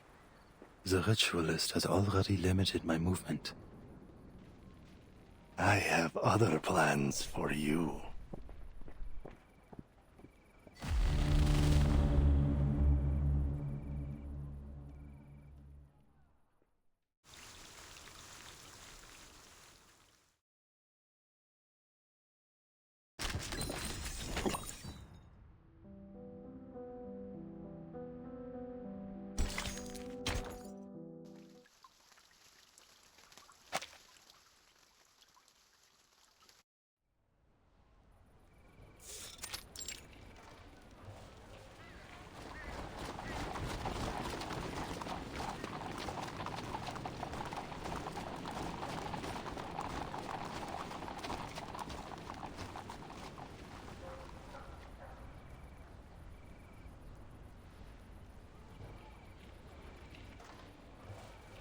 What are they so scared of? The cavalry is here to protect them. After all the chaos, letters from the front, soaring prices, bandits. Beregrad is worn thin, even afraid of its own shadow. Just like the people of Tamarivka.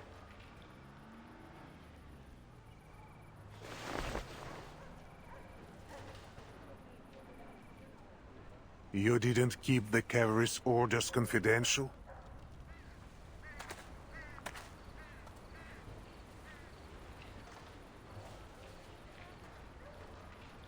Word always gets out. Then the citizens must know that you will soon withdraw from the Don. With no one left to protect them, they have lost all faith. They do not know why the cavalry comes. I'm certain their minds are filled with the war's possibilities. They think you will plunder the city, no doubt. That's most of what they have faced since this began. I see. We'll find a man of standing. Fyodor Petrovich, perhaps, and convince him we bear no ill. People don't understand what they cannot see with their own eyes, and you cannot tell them about the foundation of Xena.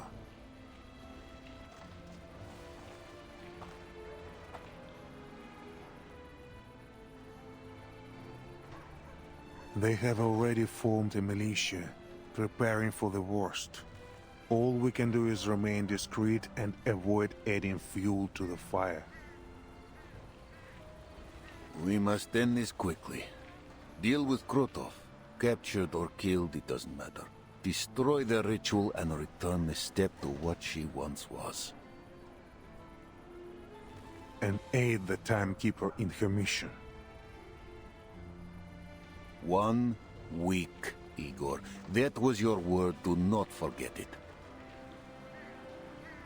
I suggest we entrust the ritual issue to Lilia's flight unit.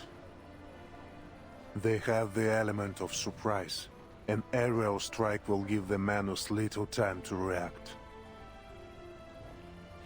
Already done. The coordinates you gave are with Lieutenant Lilia. He's working on an air raid plan as we speak. I will leave Beregrad to you. The timekeeper waits for me at the church. What she seeks is in a church.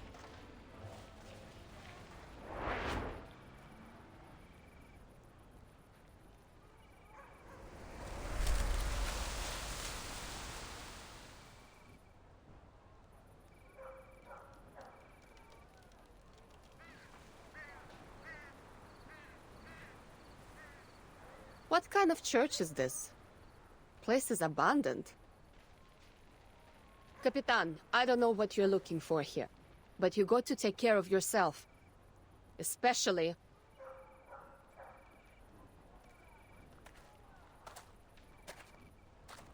I will, Lilia.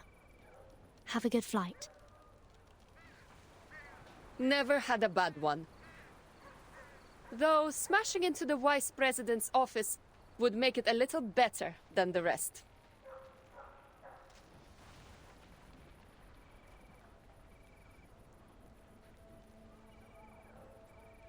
Lieutenant Lilia, my interests do not conflict with the Timekeepers.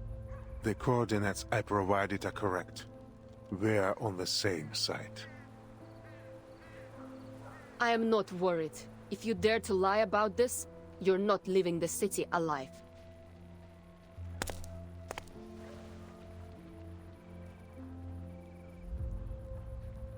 But no matter what you do, now or in the future, I'll never forget what you did in Sao Paulo. I'll live through this war, and I hope you do too, so I can walk you to the judgment seat myself and see you punished for everything you've done.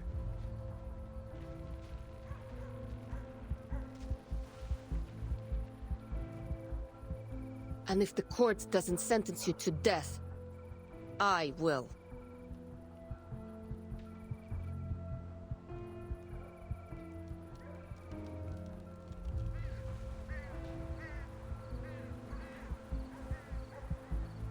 Lieutenant, I know what I've done. I see the faces of those I sacrificed more clearly than anyone.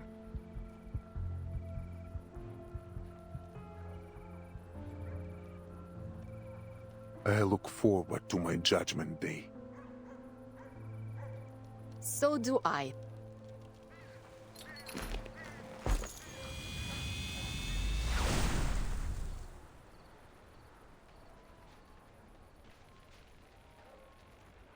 Let's go, Timekeeper.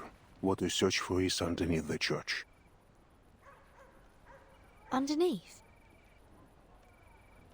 As the eras change, so do landmarks. There was a time the Amber Room was buried beneath the market even. The church's cellar is deep, near the periphery of the Amber Room. Ptolemy led the digging of the simple tunnel between them.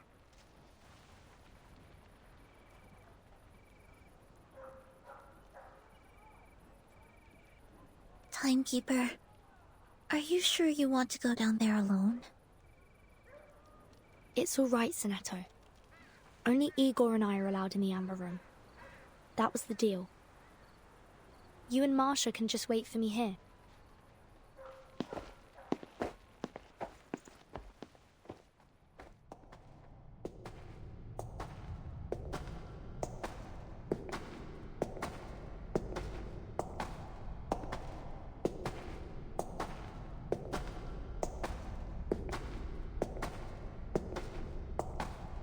What's that light ahead? The lighting system my man built before. Before? When they dug the tunnel?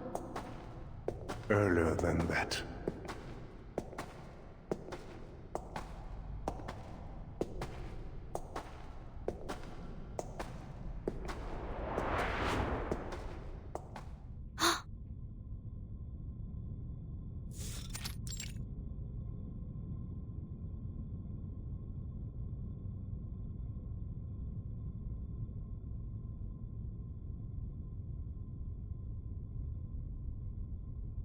A metro station. Looks like Cold War period. What's it doing here? It's because of the Amber Room. The range of its storm immunity expanded, covering the station. The immunity range expanded? So this isn't the center of the Amber Room? Of course not. There was a metro station here when the Foundation and Zeno built the laboratory. A laboratory built in collaboration between the Foundation and Zeno? There is still some distance to the Amber Room. Let's talk on the way. Much remains to explain.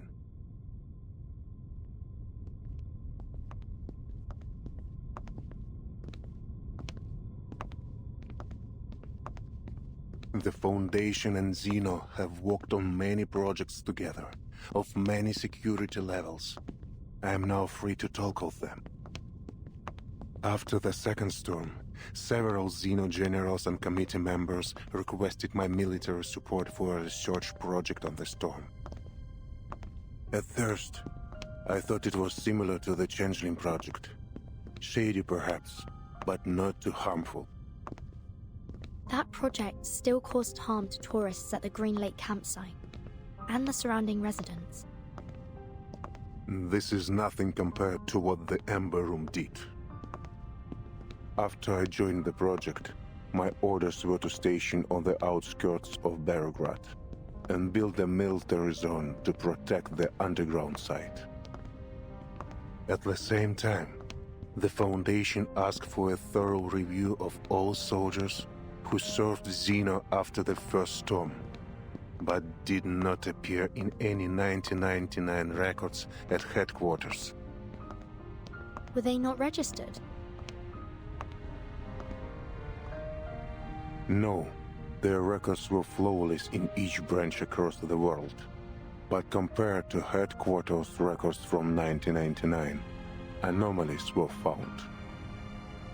Some had similar resumes and ranks, but different photos from those filed in headquarters, as if their identities were stolen or replaced. Xeno also encountered people whose faces matched their archive, but whose names were different, with no connection to Xeno at all. Sound familiar, Timekeeper? Yes. Mr. Duncan in Sao Paulo. His appearance matched an acquaintance of mine, a man I saw dissolve in the storm. I was tasked with locating these abnormalities and bringing them to the Amber Room.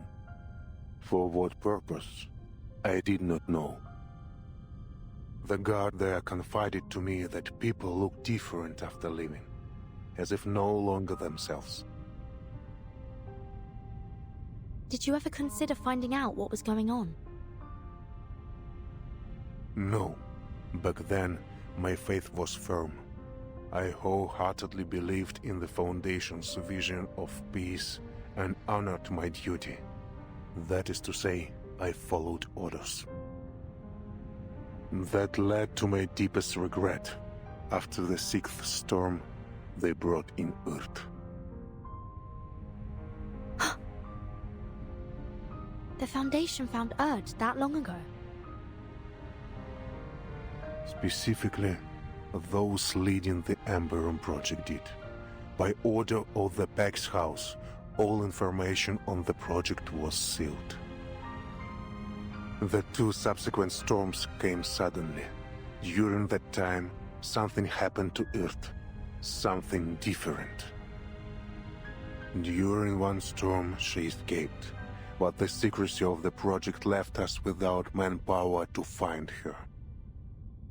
This is what led to her multiple disappearances in the following storms. She could have stayed in the safe zone, couldn't she? Indeed. From my view, the Foundation only searched for her to cover for their mistakes. I remember well the last time I saw Earth. It was on a vast land. Dangerous. Barren. Much like the Dawn Steppe. In Antarctica? That was Dr. Doras. I talk of Earth.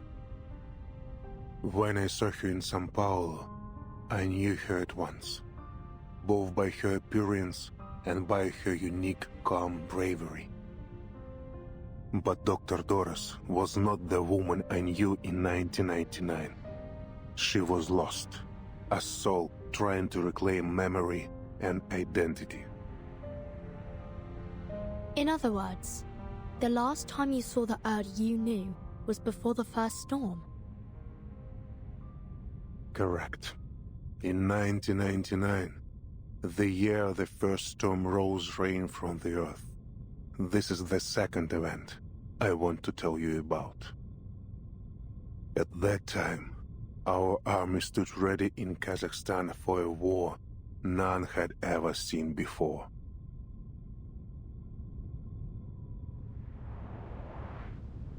Miss Earth, the army is combat ready.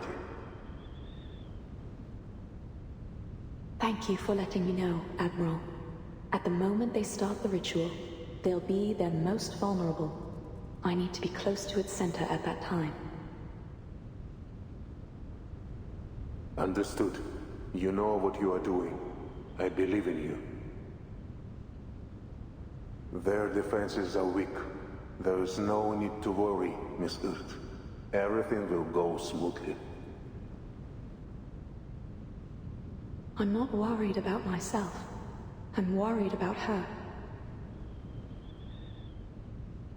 You mean your daughter? Yes. She's still too young to understand all this. The SPDM will take good care of her. The Foundation made the same promise. I suppose it's the only way.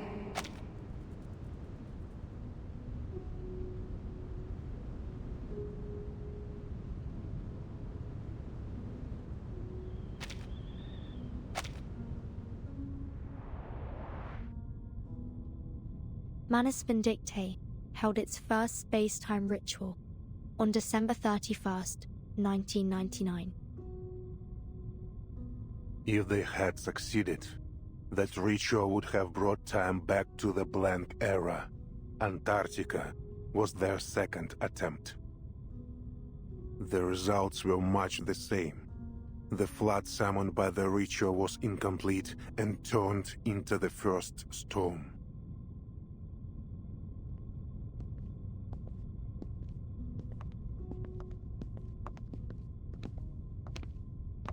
I promised Earth the operation would go smoothly, but I lied. Neither Xeno nor the Foundation had any idea how powerful the Manus' defensive ritual was. The situation was desperate. We had only one order: advance, regardless of the casualties. When the storm rose, it swallowed the details of the war. Yet the weight of it haunts me still. The grief of sending my soldiers to die.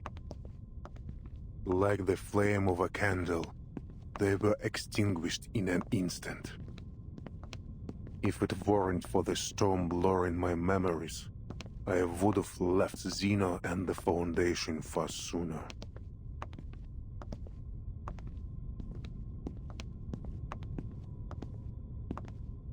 Then what ultimately led to your betrayal?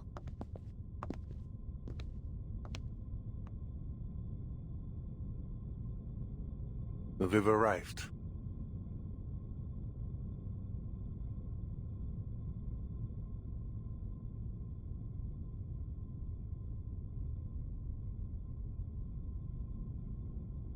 It was the Ember Room project. It showed me the Peg's house's arrogance. By now, I don't know which shows less respect for life, the Foundation or Manus Vindictae. I once thought that we fought and sacrificed for a firm conviction, to bring a bright and peaceful future. But I can fool myself no longer. The Peg's house may aim to build a peaceful future for both humans and Arcanists, but their means are no longer justifiable. And with Arcana as she is, this is a war for gods. How can we stand, let alone claim victory, as mere mortals? How I wish to have a god on my side, Timekeeper.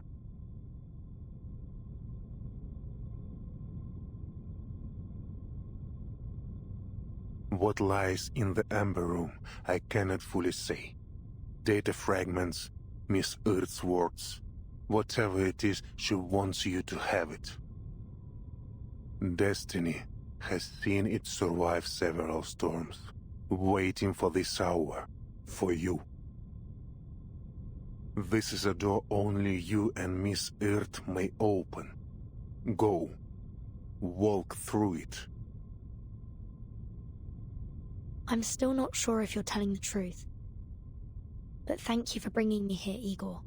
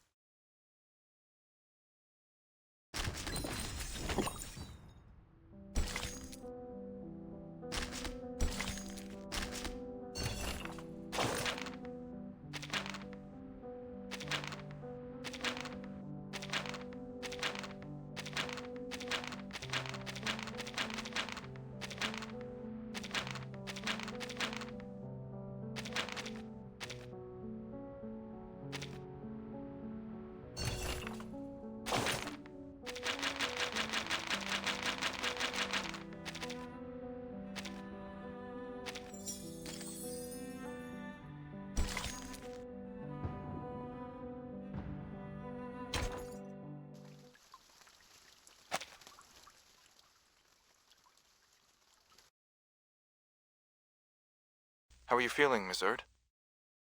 Just as I have the many other times I've sat on this chair.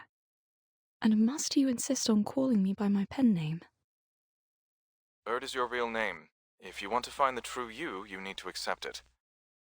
But I'm just a journalist, an occasional writer on hippies. Erd is simply a pseudonym for my submissions to a certain magazine. I still don't understand the purpose of this experiment. Your claims of world peace sound no different from many of my interviewees on the street. She's ready. Vessel installment, test number 13. Begin.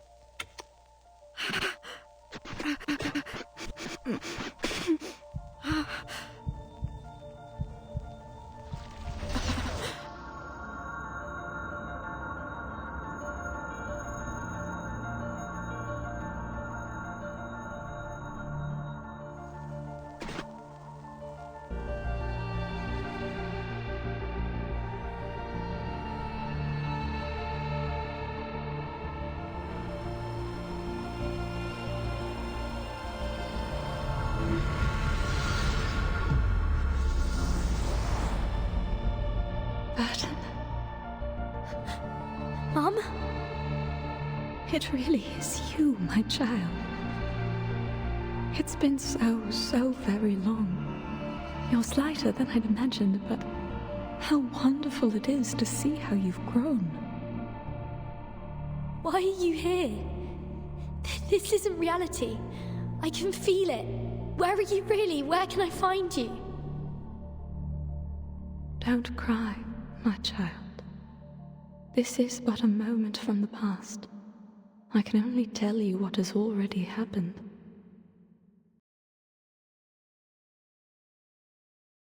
Was the installment successful? Not quite, but it's the closest we've ever gotten. Amazing. All previous subjects couldn't bear the side effects of the experiment. Only Erd. State the conclusion. Yes, sir. Erd's true personality may have briefly returned during the 13th test. We know this because of the disappearance of the Amber Room. That is to say, for a few seconds, the room became unobservable. All feedback signals were cut off. My assumption is that the Amber Room traveled into the future during that time. The future? Why? For what?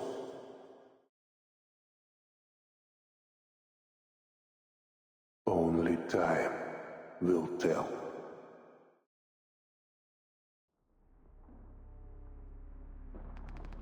Timekeeper. Timekeeper? Timekeeper, are you awake?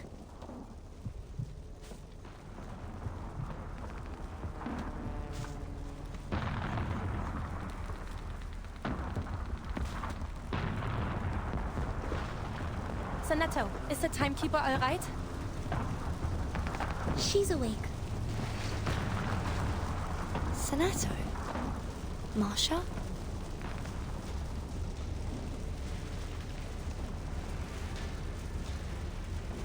What's happening? Is Beregrad... Krutov launched a surprise attack on Beregrad an hour ago. Some bandits have broken into the city under the cover of their air force. The cavalry and the militia have formed a defense. Igor went to contact his people for reinforcements. We need to get you to safety as soon as possible. How long was I down there? 15 minutes, right? 15 minutes? Timekeeper, you've been gone for almost 12 hours. I just brought you back above ground. Huh? Timekeeper, sorry for asking so soon, but are you able to move? Yes, I'm fine. Just give me one more minute. All right, here's the situation. Krutov's vanguard has occupied part of the outskirts. Though this church is currently within the safe zone, it won't be for long. We need to retreat a few streets back. 10 minutes ago, a small force cut off our retreat. I'll attempt to break through a route connecting us to the militia stronghold. Wait for my signal, Timekeeper.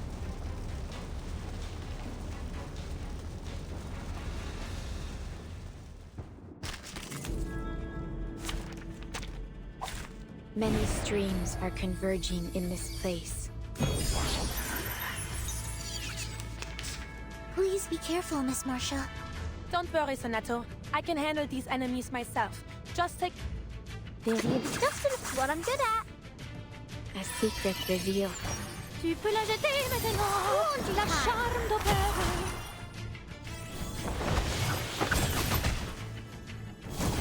Peace and quiet.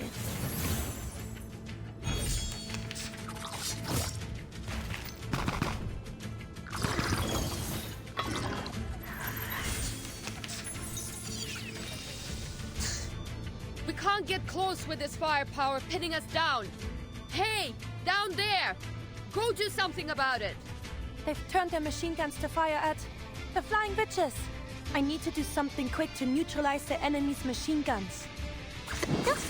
Restrains comme l'a scellé le destin. Get out with you! Up and at it! Please, stop this violence.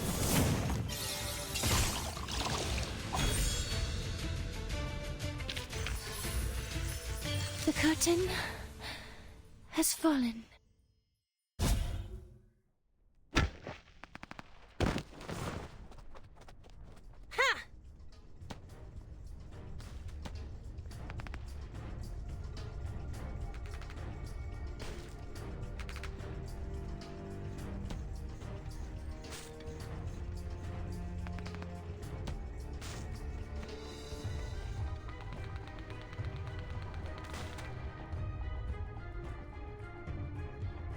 Timekeeper, Sonetto, this way, quick! Timekeeper, please hold on to me. All right.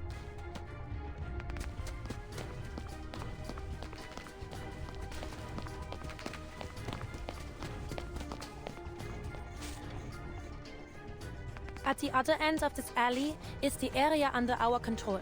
The cavalry corps will escort you out of the city to a safe place. Aren't you leaving with us, Miss Marsha? I'll take you to the commander, but after that, I'll stay in Beregrad until the enemy is repelled.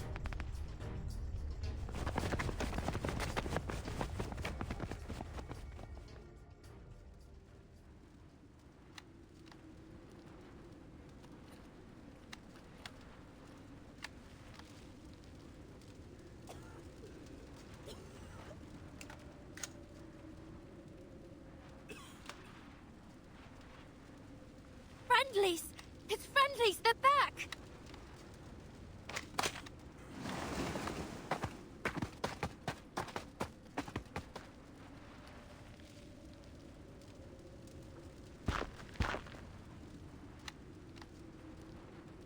Are you alright, Timekeeper?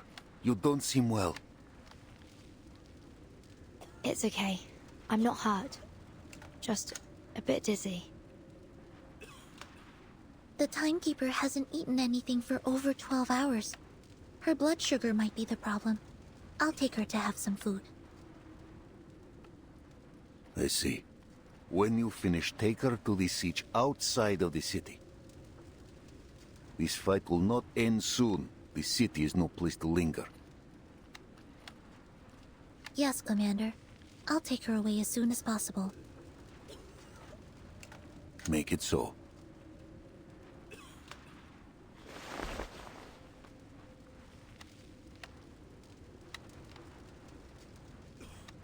And you? You swore to stay in Belgrade. Yes, sir. I can join the militia rescue team. Many medical staff in the city cannot defend themselves. Good. Medics of the Cavalry Corps and Griffin Legion will stay as well. You will aid each other. Of course. I'm coming with you, Masha. Fine, but do as I say. Okay.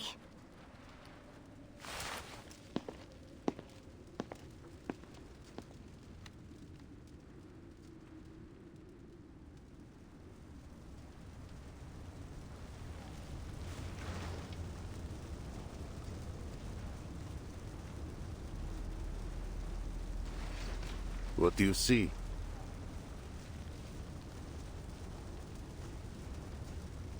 I know Krutov. If this is his declaration of war, he will not stop at bombs and bombers. What? You mean...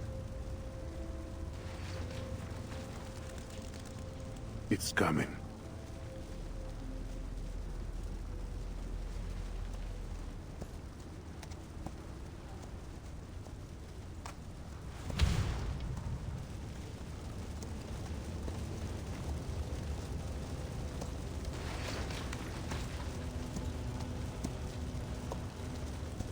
A messenger bearing a declaration of war. A classic move.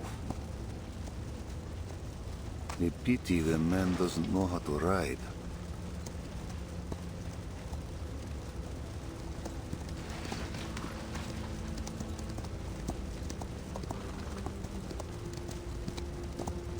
That's...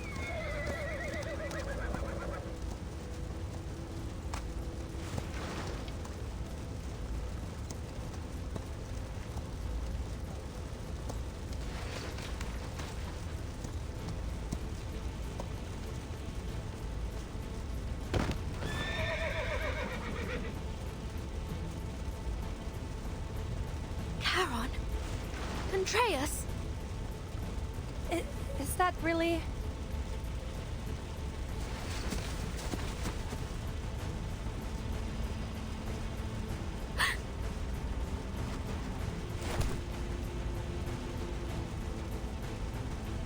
No! Don't!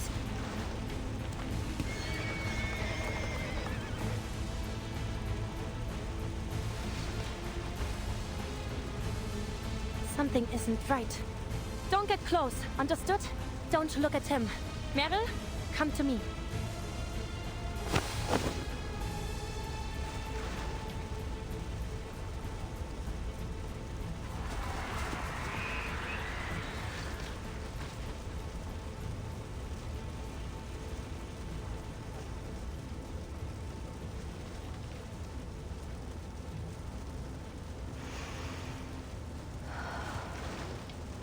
Someone needs to take her on to an enclosed space. I suppose I have to give it a try.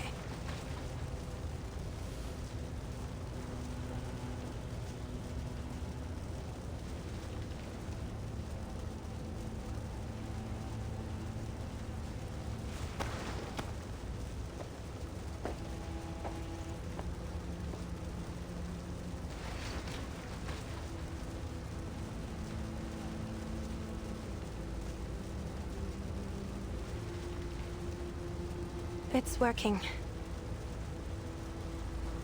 Charon. Oh my. What have they done to you?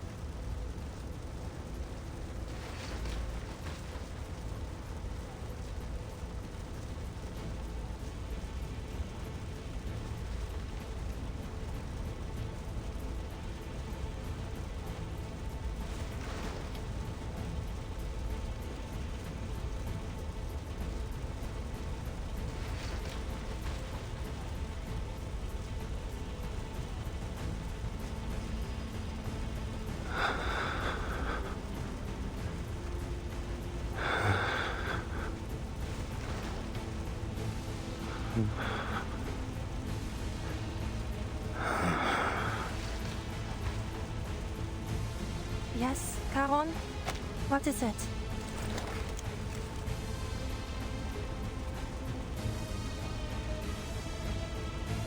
A message from Krutov.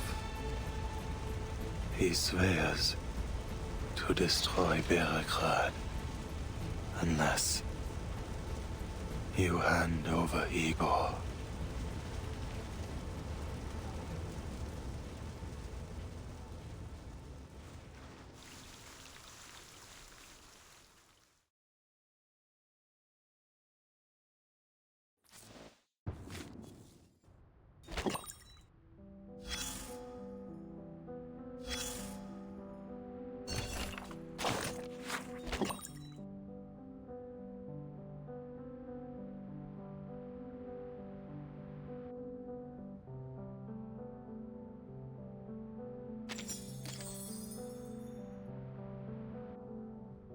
Seems you've got some iron beneath that calm surface.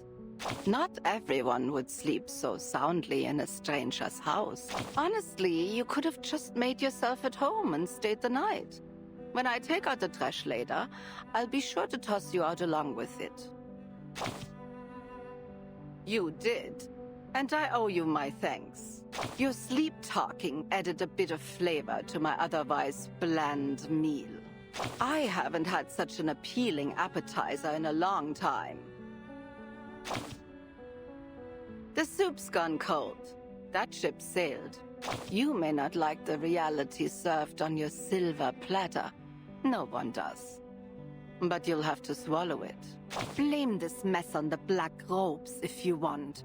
Those cowards keep trying to drag the world back to their good old days. And the white robes preaching the future? No less clowns for their taste in uniforms, falling off their high horses again and again, brought down by their own arrogance. Who would have thought the whole universe turned into one circus, starring two troops of fools? Why didn't that blind woman just let the world burn back then? It wouldn't have been worse than these chaotic times. And who asked her to play the martyr anyway? If you're lucky enough to find her, take her home and make sure she stays there, quietly, for everyone's sake.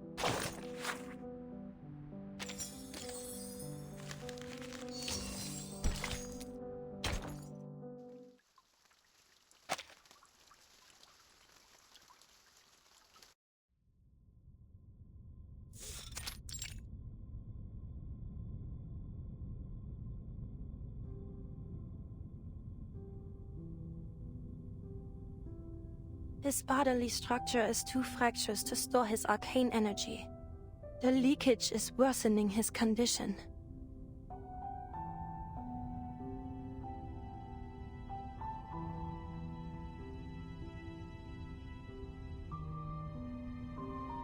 How could the Manus do such a thing?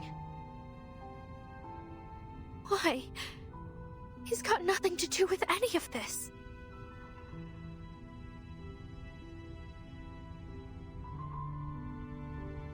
I should have gone with you, Charon.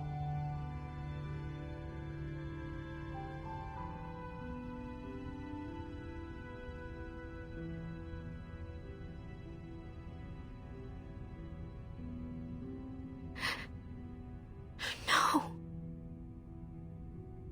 Meryl. Meryl. Masha.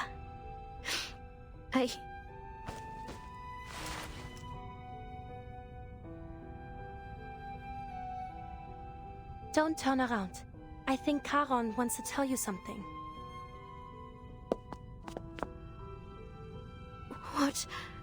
What is it, Charon? Merle. Charon, I'm sorry, it's all my fault.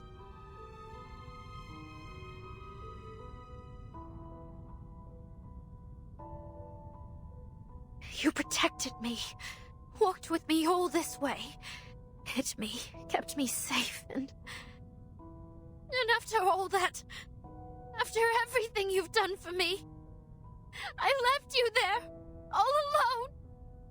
If only I weren't such a weakling. If only I were brave like the others. I could have taken you with me. Saved you for once. But it's all my fault. I'm useless. I should never have left you behind. If it weren't for me, you could have...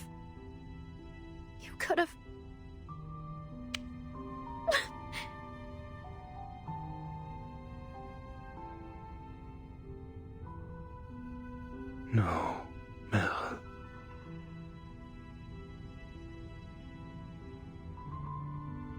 You promised to run away when danger came. Why do you remain here? Go, find a safe place. No, I can't. I can't run away anymore. I shouldn't. I should never have run in the first place. If I had just gone back to the squad. If I hadn't asked to go with you, if...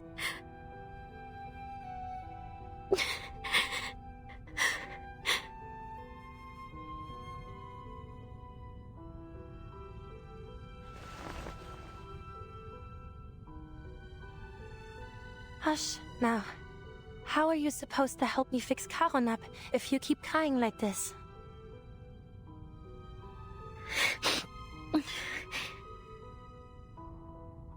Don't forget what we need to do. Charon will be fine. As long as we can restore the vessel of his consciousness, he'll recover. I'm the only one who can look at him right now, and I need a reliable assistant. Only the two of us can help him. Do you understand? Yes. Right, I understand. Then take a moment and wipe your tears. It won't be an easy task, but it'll soon be over.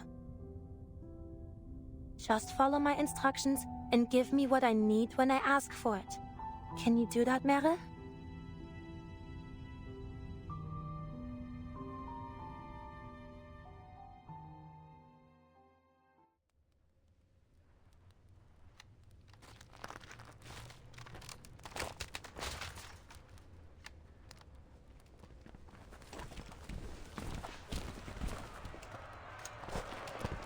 Мы не будем жертвами!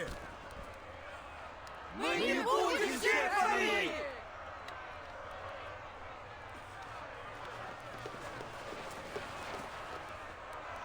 Спасите Береград! Выдайте Игоря! Выдайте Игоря!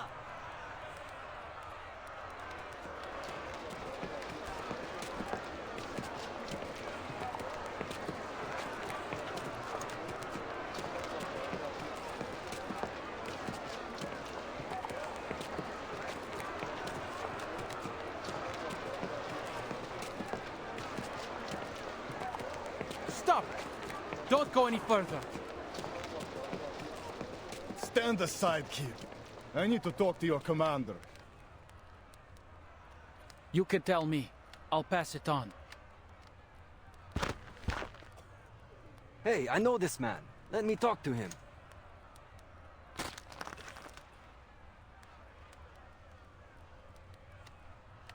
Fyodor, take your people and turn back. Or are you here just to cause trouble? Still standing strong with the cavalry, are we, Dima? Don't you know how many have sided with us? Them? Just little sheep following any dog that barks at them. You war-crazed Duraki! All we have to do is hand over that Igor, and Krutov will leave us be. The choice is obvious. You're the Durak. They're bandits. You can't trust a word they say. And this Igor, who is he? No one here has ever even heard of him. It's no skin of our back to hand him over. You cavalry said you wanted to protect the city. Now is your chance. If Krutov has some personal issue with Igor, then I say they solve it themselves on the step. You don't know what you're talking about. The drinks pickled your brain. Just look at your nose.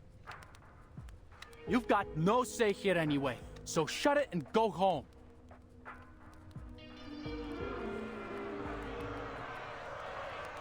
Or you can use your enthusiasm to fight off the bandits and get our market back.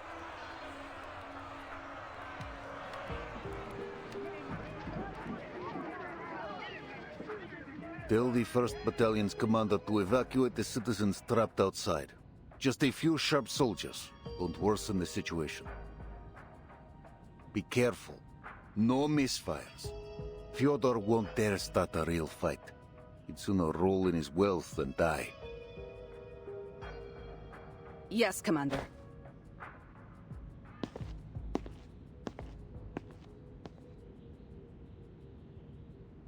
You taught Krutov well, Igor. He has driven a wedge between us. Old-fashioned, but effective. He knows we need both the militia and the citizens to hold Peregrad. One whisper deal and half turn against us. He will do anything to bring me a humiliating death. Why? I never warmed to him, true, but I had no inkling his hatred ran so deep.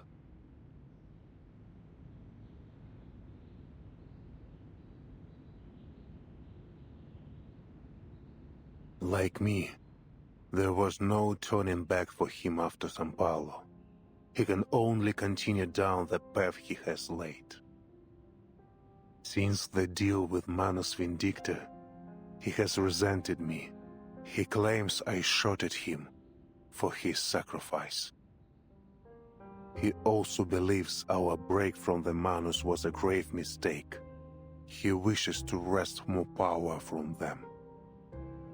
But I never promised him power. I promised him a chance at survival. Still, he calls the boon a sacred thing that will grant him the power of a god.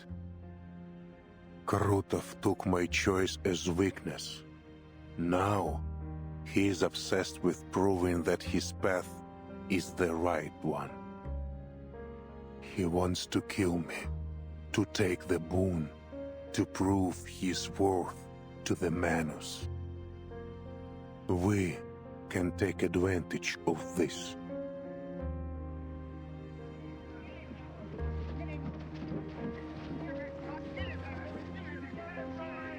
One thing is certain. This decisive battle will not be inside the city. We cannot stay here alone. Let us live together, Ivan. We will discuss our strategy on the way to camp.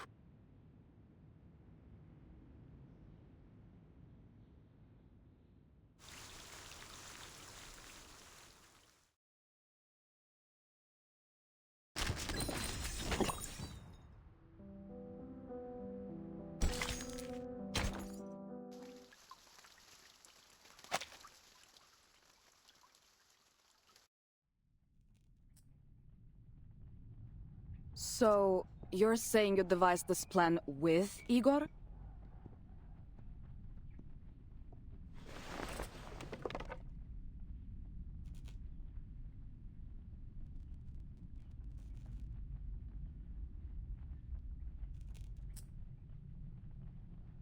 Put the Griffin down, Sabina.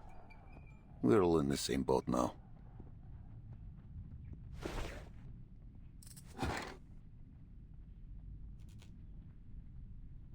I'm not questioning your orders, but I will state for the record that leaving our back wide open to Igor is too risky. After dark, the cavalry will advance upstream with minimal gear to launch a surprise attack, cutting off Krutov's supply lines. It makes sense. Our riders know the terrain like the back of their hand. This will allow us to capitalize on our superior mobility. But we would be leaving the right bank, the forest, the siege, and even Beregrad exposed. We're throwing ourselves into the old lion's mouth and praying he won't bite. You're right, we'd be exposed. But a coalition without trust wins nothing. You've seen Krutov and his army. Neither the cavalry corps nor the militia can meet his air power or artillery. Belgrade would be rubble if not for Igor's anti-air guns.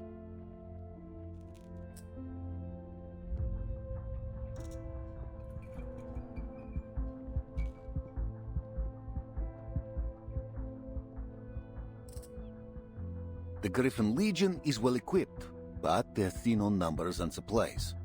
They will hold cities and forests best. Let them guard the city. Our riders will flank the enemy by night. Both Igor and I agree on this. But...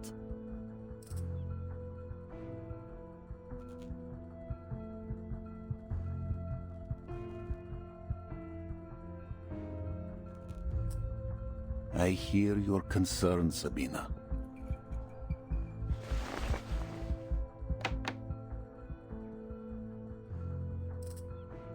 When the operation begins, Igor will come to our siege.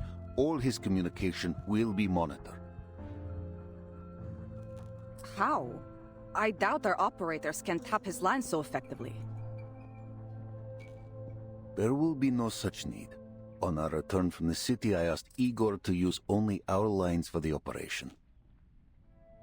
He agreed.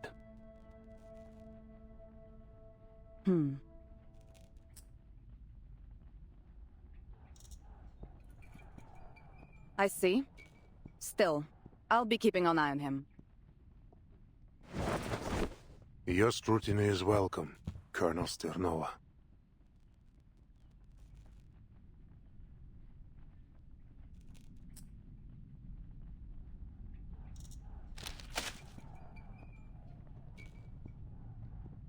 What's this? All the information I have on Krutov. His background, academic record, military experience, psychological profile, and a registered list of his arcane skills.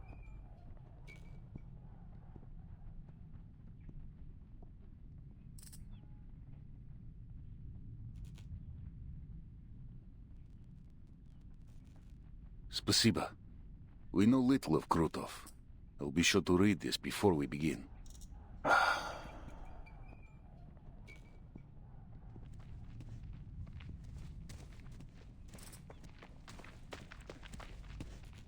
Huh? Who's that gathering outside? I saw some officers discussing something in camp. It may be them. Let us hear what they have to say, Sabina.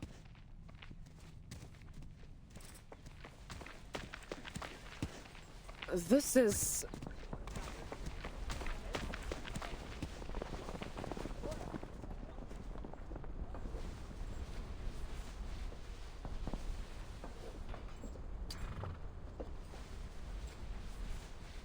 Why are you out here jabbering when you should be making preparations?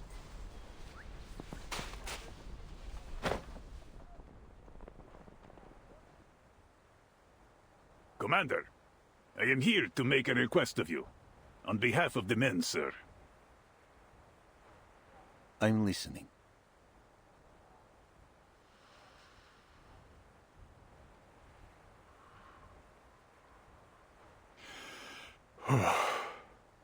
As you know, many of our comrades have homes nearby, families. We formally request a half-day's leave to visit them. I swear to you, sir, not a single rider will shirk their duties. We are Cossacks, true, ready to shed blood on the battlefield. We were born soldiers of the steppe. just as our fathers were, and theirs before them.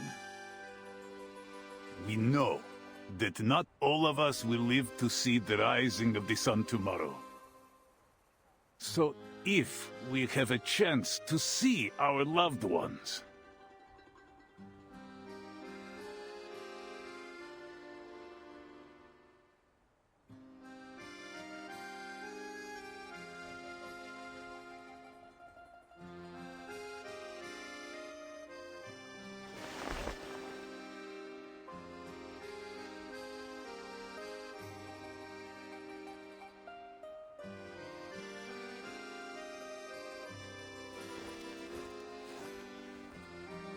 a half day.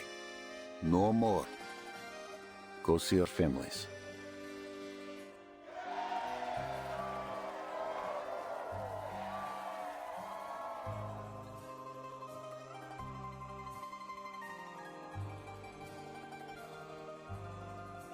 Anyone who fails to return to the Sitch before nightfall will be branded a deserter.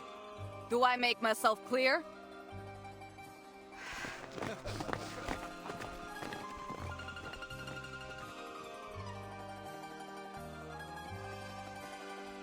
Will you be paying a visit to Tamarvka? No.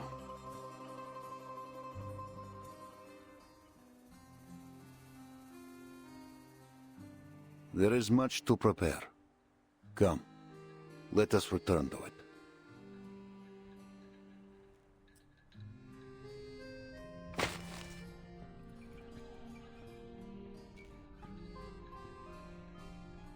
Pass these papers to any soldier not going home. Tell them to write a letter if they wish.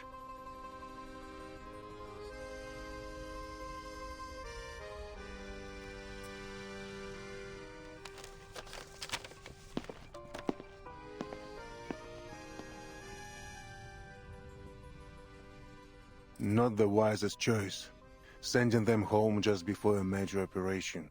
Their families will plead for them to stay.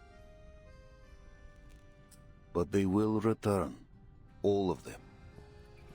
You share their blood, Igor. You should know this. And a Cossack will do anything to protect their home and family. The embrace of those they fight to protect will only sharpen their resolve.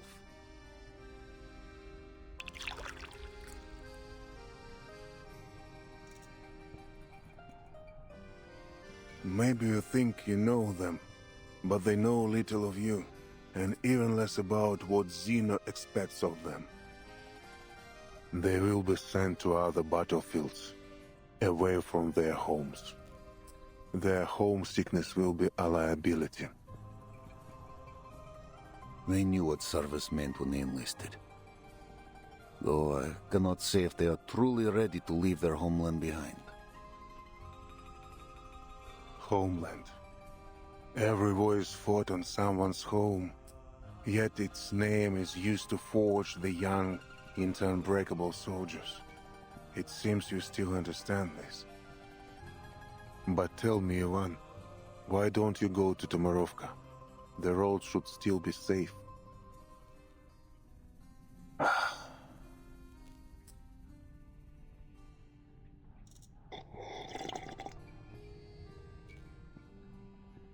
Or is it that the dawn of this era is no home to you? Are you afraid to tell your soldiers the truth?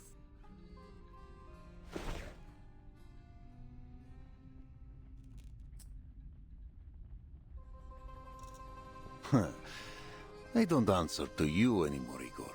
In fact, you're one of mine now. You should join them.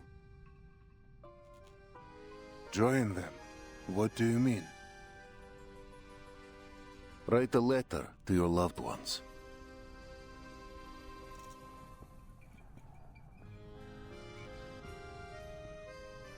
Krutov bears a grudge against you. It is clear. If we fail, he will show you no mercy. So, anyone to bid farewell to? Or is this era truly just a fleeting wind to you?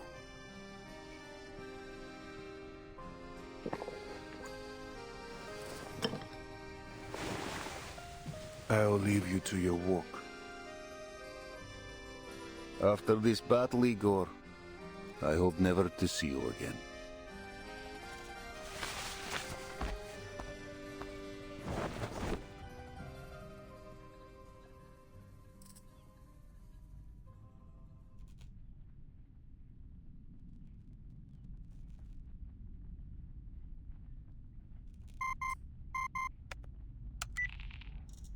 Vice Admiral Barakov, is the timekeeper safe? Yes. She says our mission in Belgrade is mostly complete. Good. We'll relay this to the Foundation Committee. With that settled, your orders are to pull the Cavalry Corps from the region, effective immediately. Immediately? We were given 2 weeks to secure Belgrade. A warlord and his bandits, aided by Manus Vindictae, have been running rampant on the Dawn. We are working to neutralize this threat before redeployment. Manus Vindictae's forces are concentrated on the Western Front. Our manpower is already stretched too thin. We can't afford to hold the Don River. Not while there are more important strategic goals. The decision is set. No 2 weeks. 5 days, that's all I ask. We will resolve the threat here and ride to Hungary without delay. And how do you plan to resolve the threat? With Igor's rebels?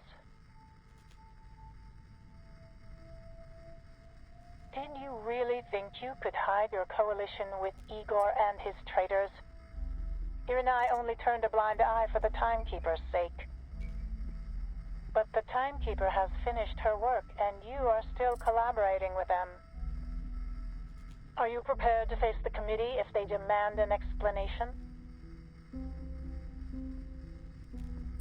Vice Admiral Barakov, do you read me?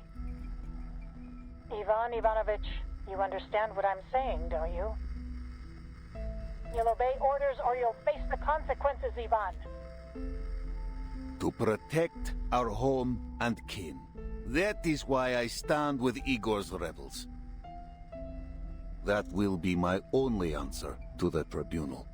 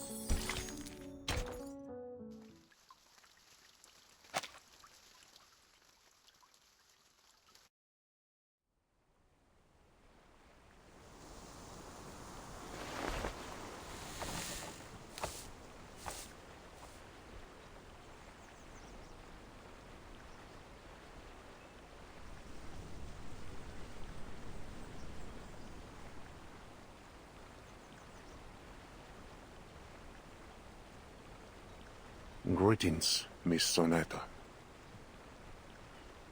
Mr. Igor.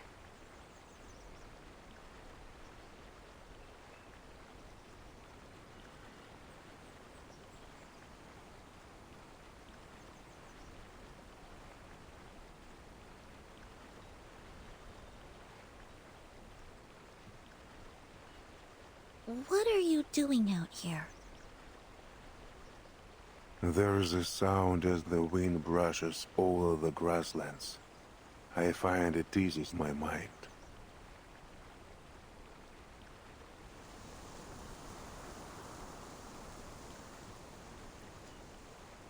You're here for the Timekeeper, is that right? Is she still resting? What she saw in the Amber Room must have impacted her greatly.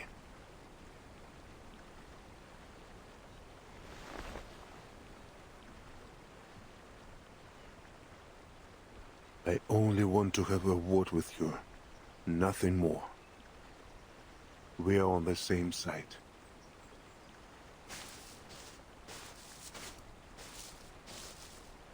For the time being, yes, until Krutov is defeated. I owe you an apology, leaving you in the Amber Room for so long. My troops needed their leader when Krutov attacked. Think nothing of it. I was prepared for the risks. Besides, Sonetto and Marsh were there to help me. What did you see there, in the room?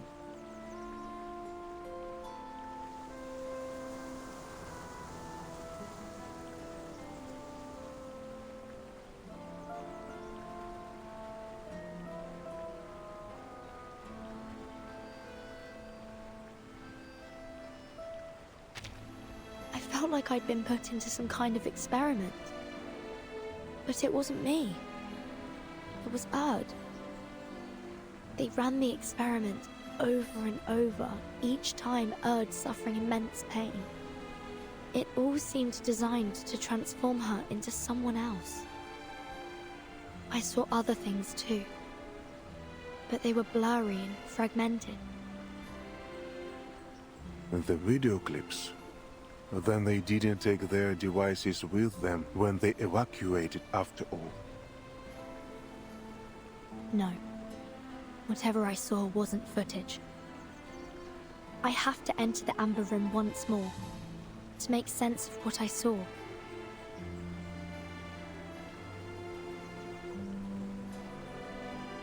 I advise against it. There are still skirmishes being fought in the city. No one can guarantee the church will stay safe for long. The Cavalry Corps is preparing for a surprise assault tonight. Lieutenant Lilia is in the field trying to locate and destroy the Manus' rights. Your assistant will be your only protection. You are too important, Timekeeper. If your presence in Bereguard were exposed, the Manus will throw everything they have into capturing you. I cannot afford to let anything jeopardize our battle plan. You must stay hidden from the enemy until it is safe.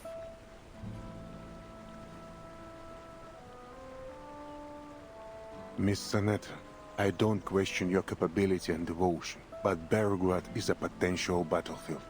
It's too dangerous. Good point. I'll be sure to return to the Amber Room, only after you've defeated Krutov. It will be done soon. A soldier came to me earlier today. He seemed to think a Foundation member would have a higher chance of surviving the battle, and asked me to deliver a letter to his brother on the Western Front. What about you, Mr. Eagle? Did you write anything?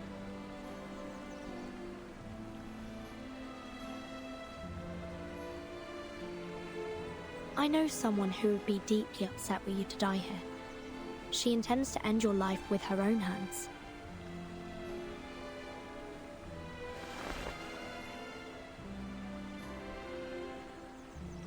Lopera. Does the Foundation still keep her? You could say that. She isn't allowed to return to her position as a soldier yet. Not until Zeno's review is finished.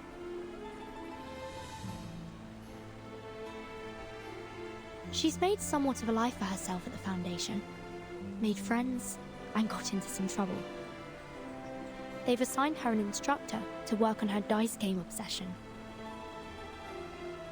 Pera. So typical of her. There's something I'd like to know, too. Ask away. Commander Ivan invited me to his home in Tamarovka for a lunch. A lady hosted us. He introduced her as his mother, but something seemed off. She is indeed Ivan's mother. Then, did Commander Ivan request shelter for her from the storm? Yes. A request made not long after their reunion.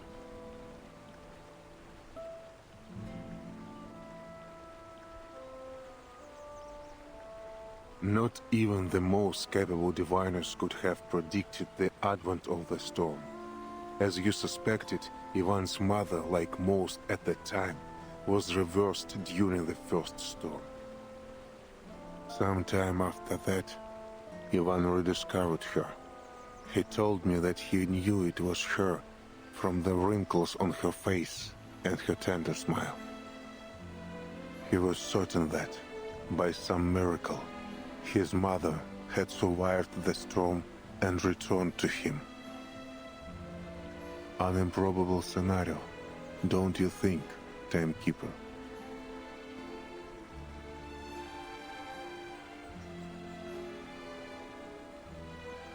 One day, I'll uncover the truth about the storm.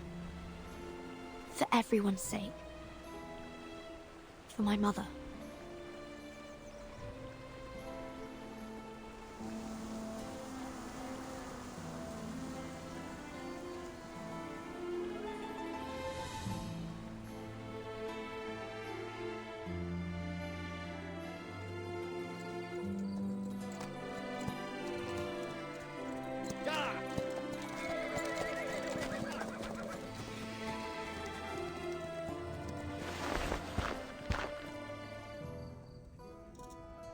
Colonel Sternova, is the Corps prepared to ride out soon?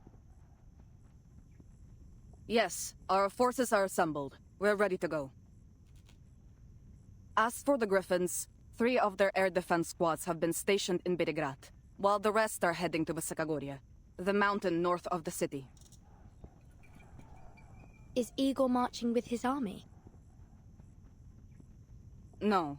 Both Igor and Commander Ivan will stay at the command post in the siege. I'm here to check on you at Lieutenant Lilia's request. She said you're good at slipping away and making people worry.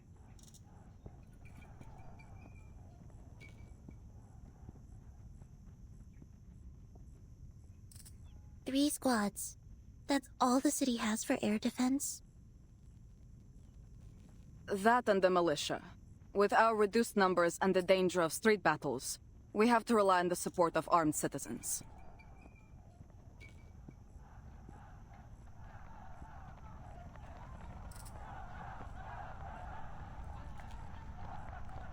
Timekeeper, for your own sake, I suggest you leave the Dawn. Or at least make sure you bunker down someplace safe. I'll take my leave of you now. Commander Ivan is about to rally the troops.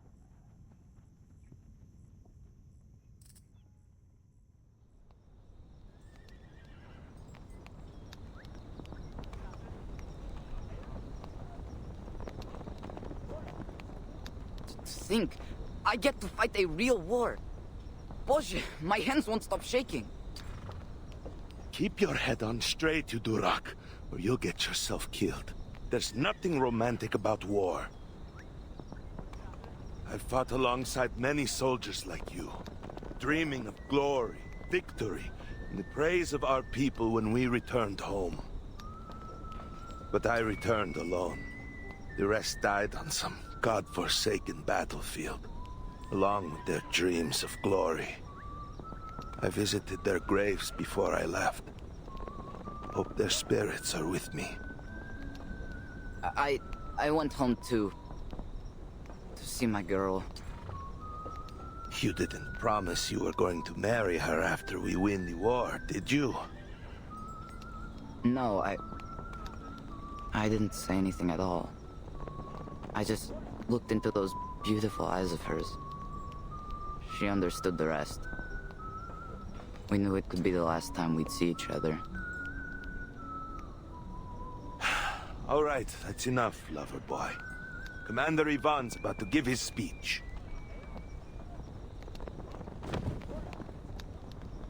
Attention all troops! Call the roll!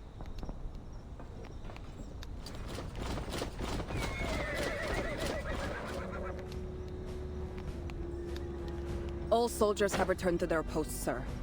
I knew there were no cowards in the Corps.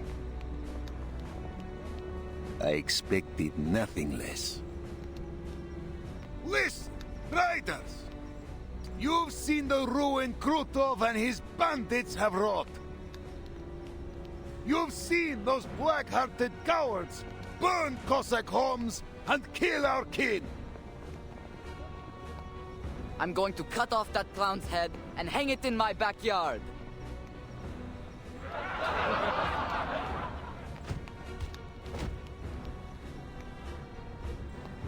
Вы видели, как они грабили и топтали нашу землю, наш народ и наши достоинства? Вы слышали их смех, когда они резали наш народ, а наши дети плакали? Но сегодня их злодеяние окончится. Не так ли, мои братья и сестры? Потому что мы, Корикорпус, всадники степи, и эти Донна, остановим их на месте. Мы сотрем их в пыль и вернемся домой победителями за степь, за Дон, за еще не рожденных детей казаков.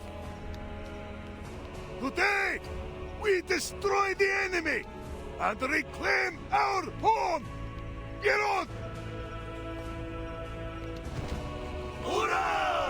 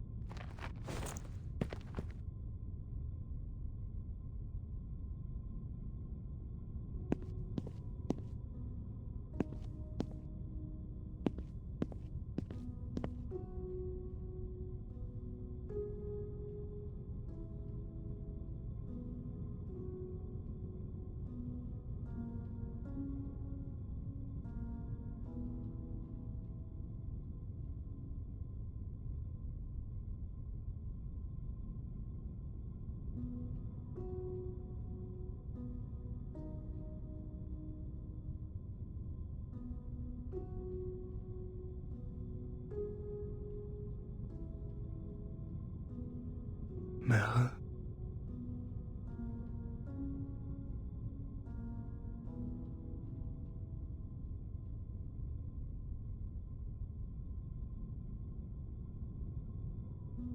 Mara.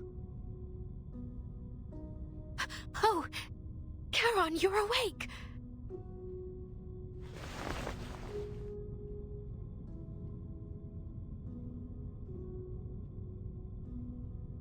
How are you feeling?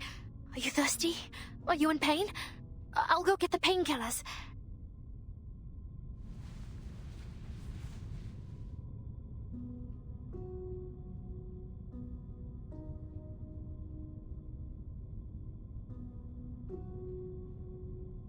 Oh, right. Marsha cut your cloak when she was patching you up. Here, I found a new one for you. Do you like it?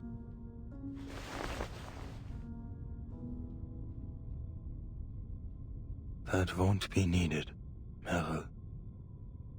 You owe nothing.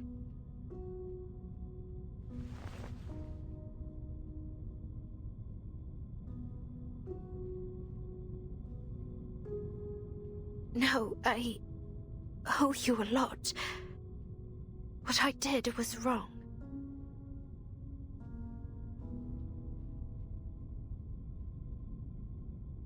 I'm an arcanist trained by the SBDM and the Vigils. I even fought a little in Antarctica. I can fight, I can. But I didn't. We could have escaped together if I hadn't run away.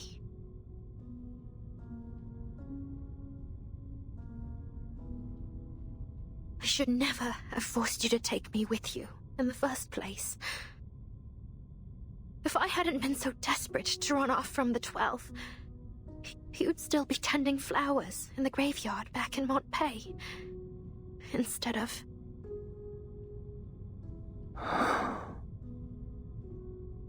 Death's call had grown heavy in the east. The path forward was clear.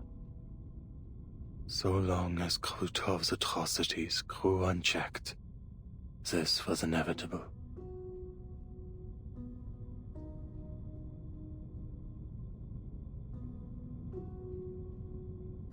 I'll go get Andreas. I'm sure he's missed you a lot.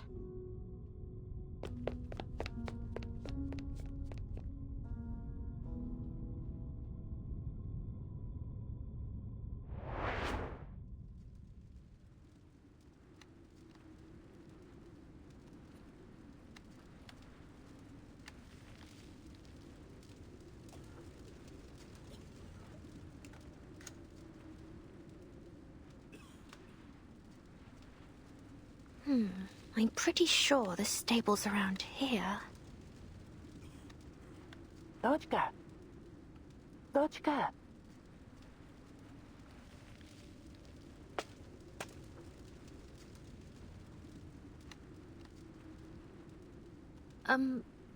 Are you talking to me? Yes, Dodgka. You were in Tamarovka, yes? Sergei said you were the fish he and his friends caught from the river. If it weren't for them, I probably would have wound up in the stomach of some big fish. Speaking of which, the soldiers have left already, right? Ah, so you don't know either.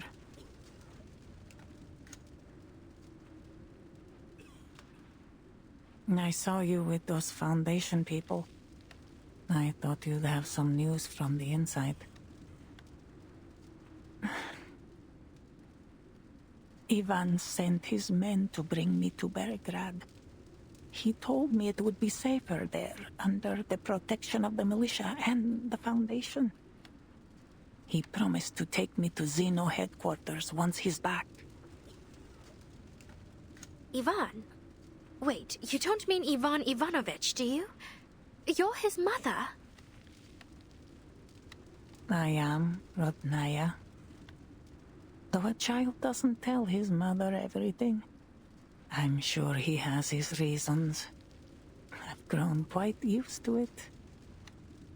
But every time he suggests taking me to headquarters, I feel sad for the friends I made in the village and the red carnations in my little garden. But soon, they'll all vanish.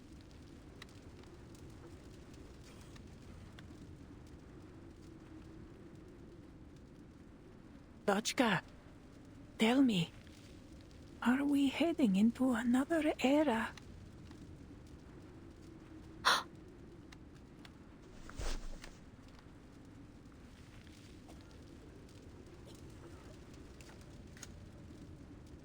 I'm sorry, I don't know what you're talking about.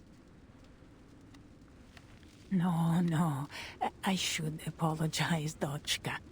Not you. I shouldn't be saying such things.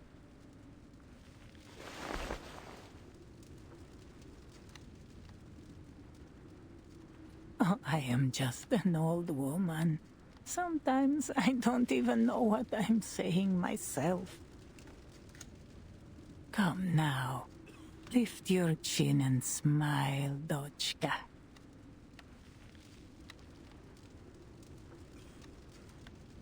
Do you think there's still meaning in this kind of life? It's like I'm trying to catch something, but no matter how hard I try to hold on to it, everything I do, every friendship I make will just be blown away. Like dust. Well,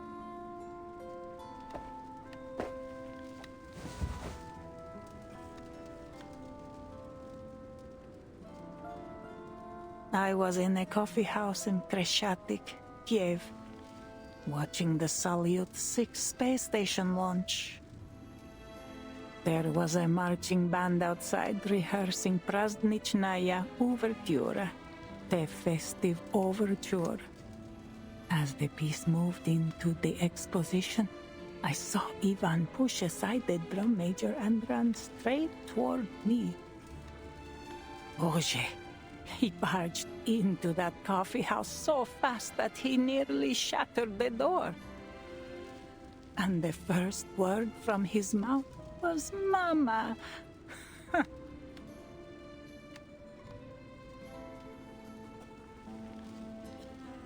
So, did you believe him? That he was your son?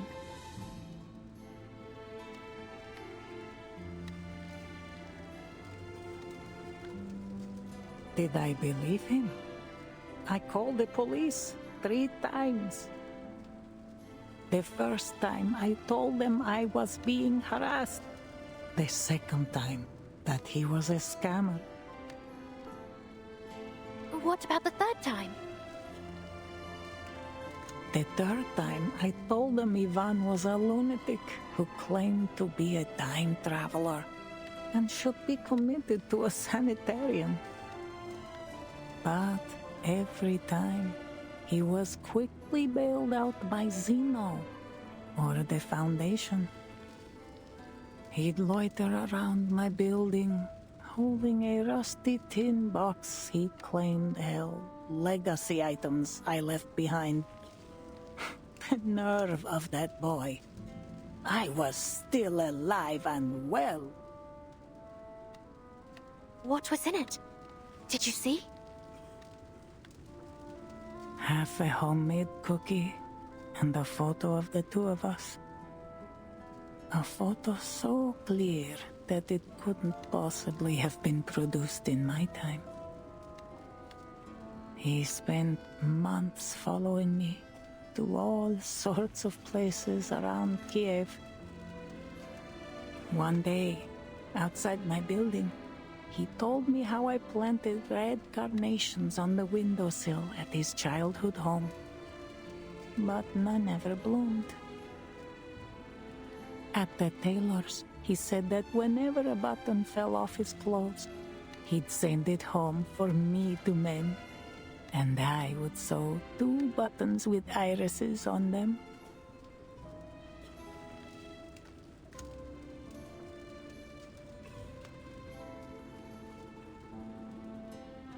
I didn't share those memories, but over time, I grew attached to them all the same. Now, when I think of them, there's a bittersweet pricking in my bones.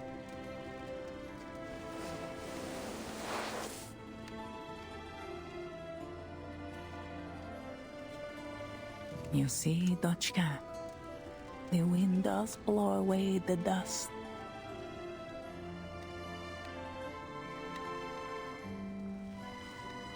But focus. Do you feel anything? I feel it slipping away, leaving me behind as if it's destined to happen. Exactly. You felt it. The excitement as the rockets soared into the sky. The surge of inspiration from the trumpet's cry in the festive overture. The heartbreaking ache in my chest as Ivan spoke to me of his mother. These fleeting moments, I felt them and imprinted them deep into my heart.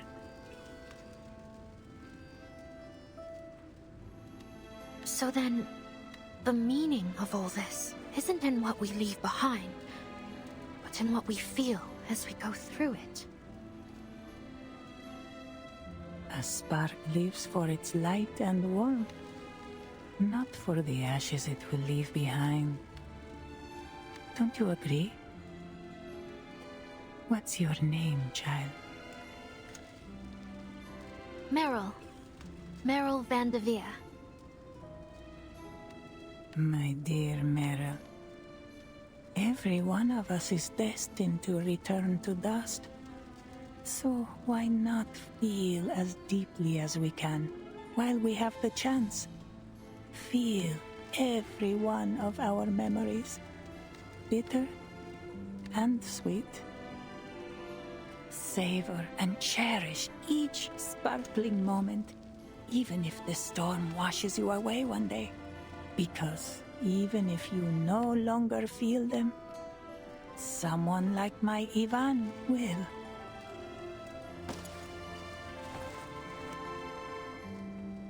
Where are you going? To see what help I can offer.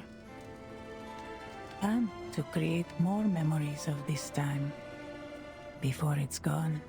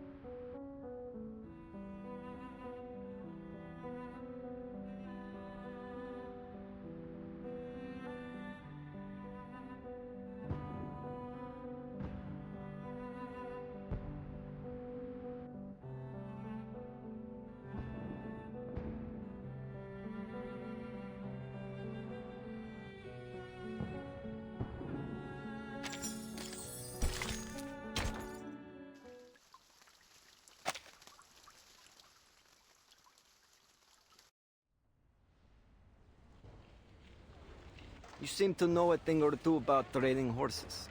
Impressive.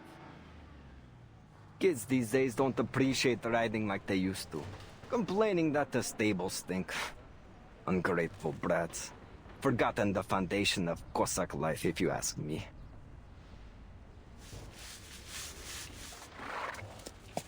Oh, it's got nothing to do with me.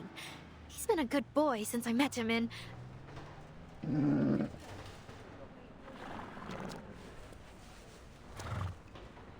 Hey, watch it, Andreas.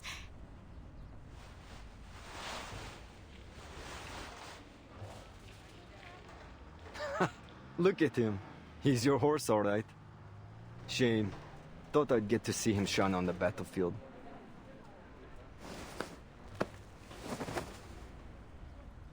Well, take him away then, before I change my mind.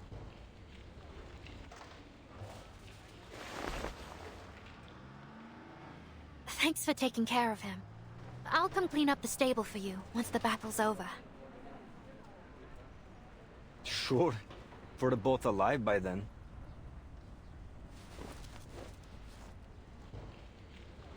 Right. See you.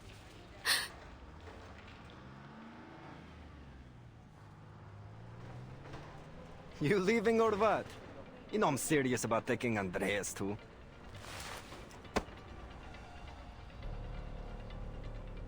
I'll be back in a minute.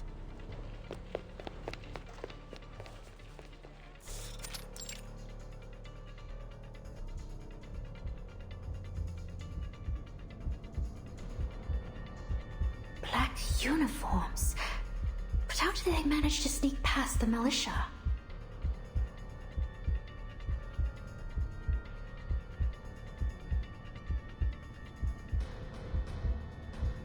This is fine. You're fine. Just a few Manus soldiers. You don't have to follow them. Just go check if there's a breach in the barricades. You'll just slip past. Easy. No need to fight. And if they spot you, just shapeshift your way out of it.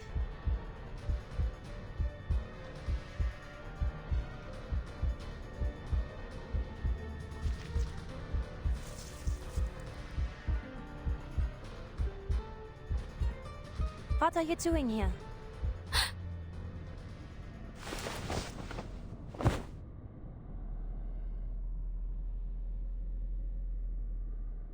Yeah. Did anyone ever tell you you're built like a tank, Masha?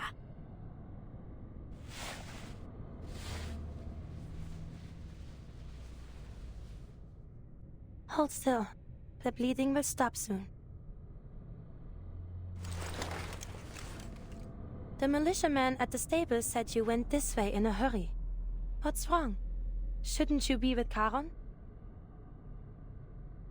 I was going to tell you Charon was awake again, but something's happened. Manus soldiers. They're here. They were gone in a flash, but I saw them go into the alley with my own eyes. That's why I came here, to check if there's something wrong with the fortifications. You sure it was the Manus, not bandits?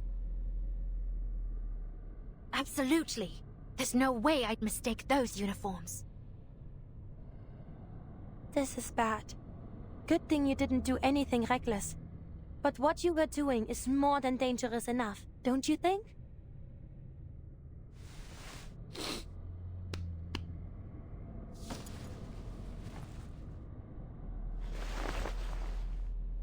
That alley? But the exit has been sealed off. The militia even made sure the windows on the sides were locked tight. It's a dead end.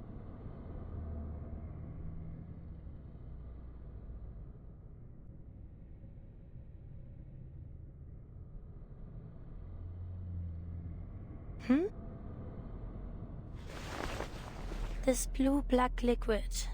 I think I've seen it seeping from their mask before. And there's blood. Slightly oxidized, but the loss looks heavy. Some of them must be seriously injured. Smells like carbolic acid. Unusual for the Manus to use it on wounds. They prefer natural salves. You can usually only find disinfectants like this in large medical facilities. Wait. They must have been to one recently. What? But how? They must have used some trick to get in unnoticed. But there's little point in dwelling on it now. There are 2 big medical facilities in this district. The nearest one, Pokrov Children's Hospital, and the sanatorium 2 streets down from here.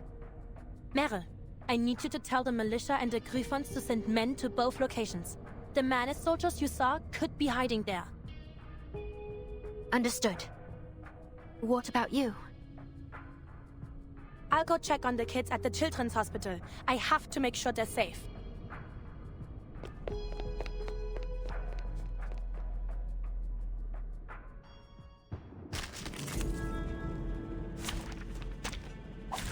It's an honor to meet you.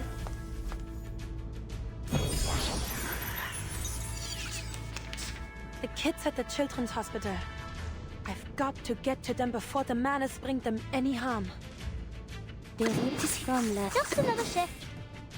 A secret revealed. Mon officier n'est pas un capitaine. Laundry time.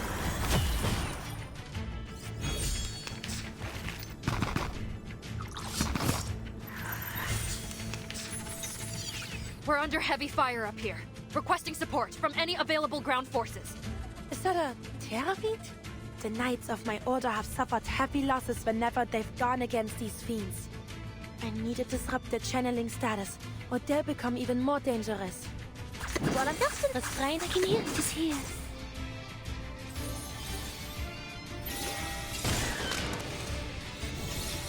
Rise and shine! It's out with you! A necessary counterattack.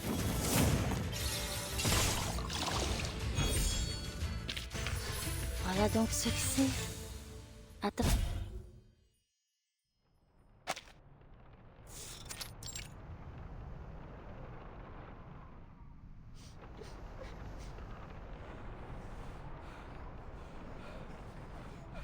Why won't you let the children go? You've already taken all the medicine. What more do you want from them? Didn't I already explain this to you, human? and bring the newest generation of Arcanists back to their rightful home. If it's a hostage you want, take me instead.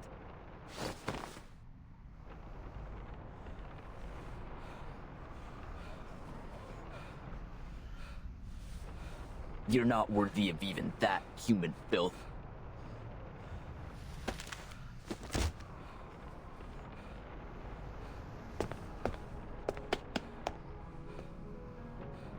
The Eye won't yield to you, and neither will my children. Soon the Riders will come and crush all you invaders. Don't you dare touch him!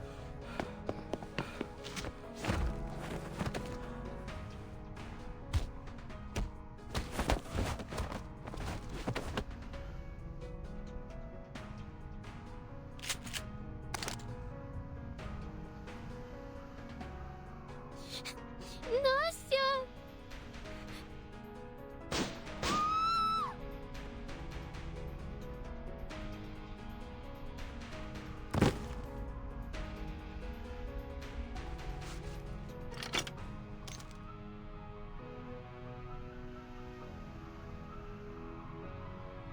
Manus Vindictae. They're really here. No signs of children in other rooms. And the adults are all gone. The Manus must have gathered every child they could find in here.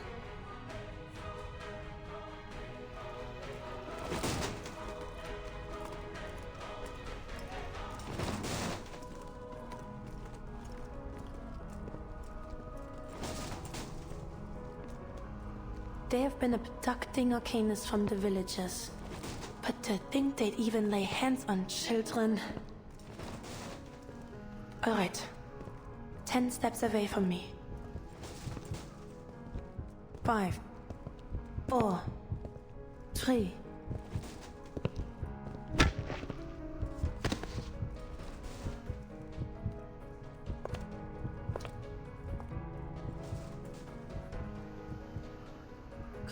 Кто ты такой? Don't worry, little ones. I'm a doctor from another hospital. I'll take you to safety. Just stay close to me and follow my instructions, and we will get through this together, alright?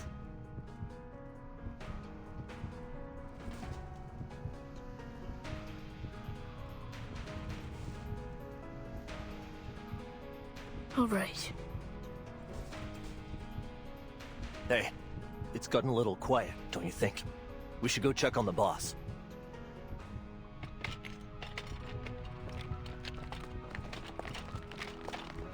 Come, get inside.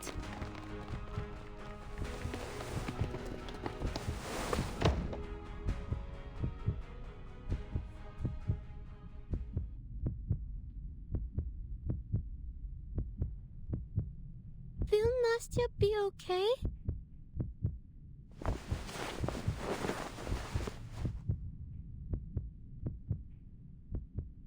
I need you to stay here in this room and be completely quiet no matter what happens.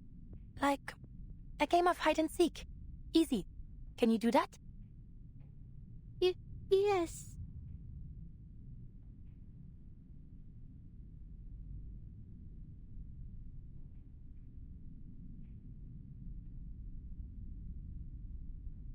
Meryl will bring help soon, but there's no telling how many Manus are here. The best course of action is to hold this room. Are you in there, sir? We better get going before Zeno and the militia find... Huh? Sir! Sir!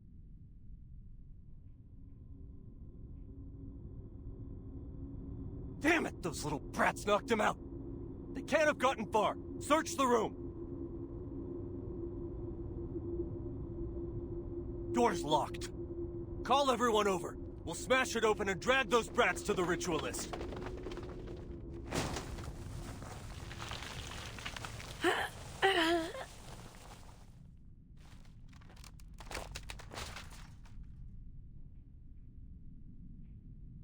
Miss Doctor, I... Shh, keep your voice down. We're playing hide and seek, remember? We can't get caught by the baddies. But I'm scared. And Nastya. Hey, have you ever heard any stories about knights? Well, Papa once told me the story of a legendary Kazakh called Ilya. My brother brought home a book from Moscow. It had 12 knights in it. I'm sure both stories are wonderful, but I have a story about knights to share as well, and I bet none of you have ever heard it. What happens in it? It's a wonderful story too, but you need to promise me you'll stay in this room, and I'll be back soon to tell you all about it. Deal? Deal. But where are you going, Miss Doctor? You'll come back soon, won't you? Of course I will. A promise is a promise. Just be good, every one of you, and wait for me here.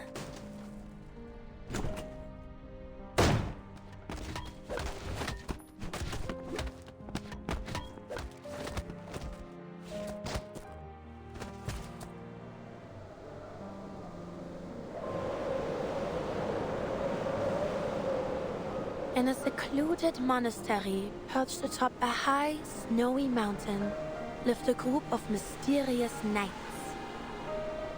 Their swords glittered like gleaming silver when they fought across the frozen fields, their helmets and pauldrons coated in dazzling white frost. One winter, the snow fell heavier than ever before, burying every path in the valley beneath a thick, white blanket. Amidst the snow, a little girl had lost her way. She wandered all night seeking help and shelter, but all she found was the endless white around her. At sunrise, having used every last ounce of her strength, she collapsed, leaving a small hollow in the snow. Just before she froze into a little popsicle, a figure appeared, gleaming even brighter than the pale landscape. What's this? A girl?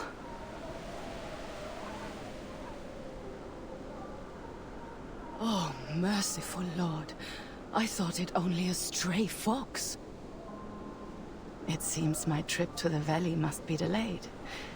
Come, child. Lean on my back and hold my hands. I shall take you back to the monastery and get something warm in your belly. Worry not. I shan't have you die on me.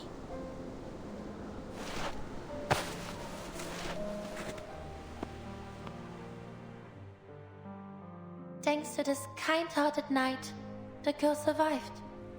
To her, the monastery, which nursed her back to health, seemed like an impregnable fortress that even dragons dared not approach. After years of training, the little girl grew to become a capable knight, just like her rescuer that winter night. But then, war.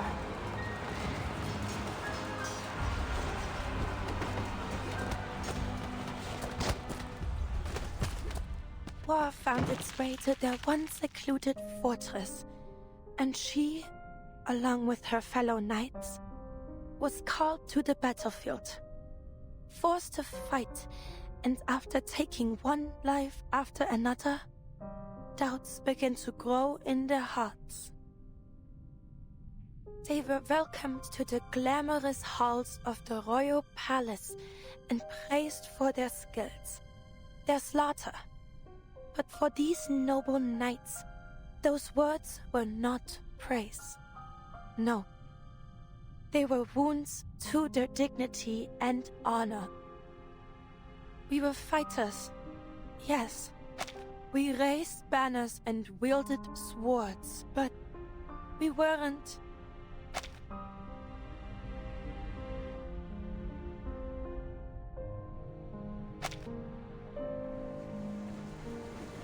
We were never meant to kill.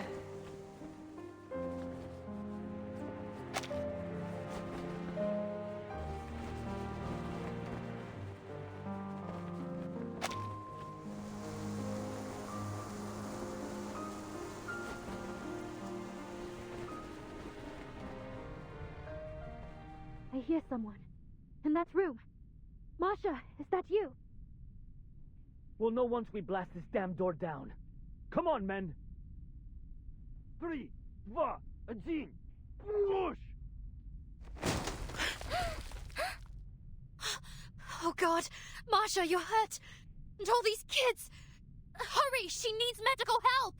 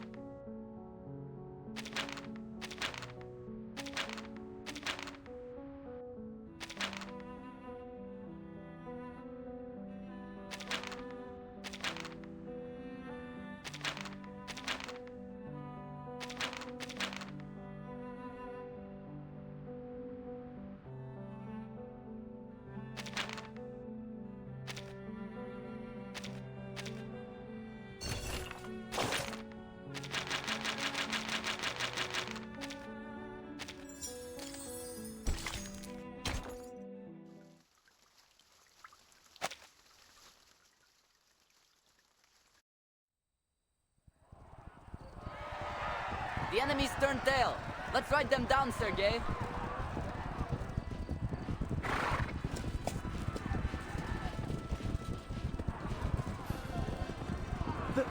They're running? Are you sure?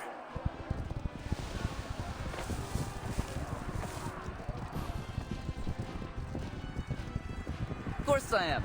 The moment those cowards saw us coming, they scattered like scared little rabbits. Left their heavy guns and supplies right where they stood. Wait, where the hell's your horse gone?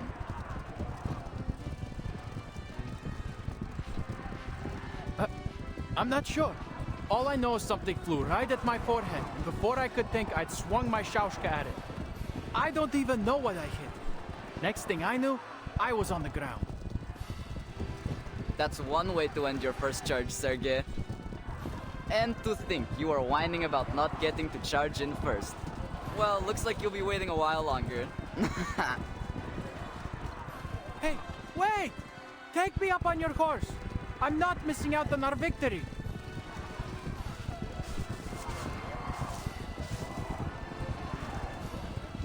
Stop right there, all of you!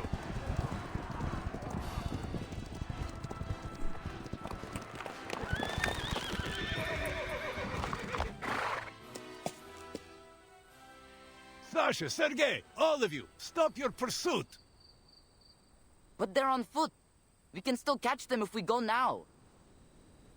This order comes from the commander himself, so do as I say, or I will haul your disobedient asses straight to his feet. Fine, fine.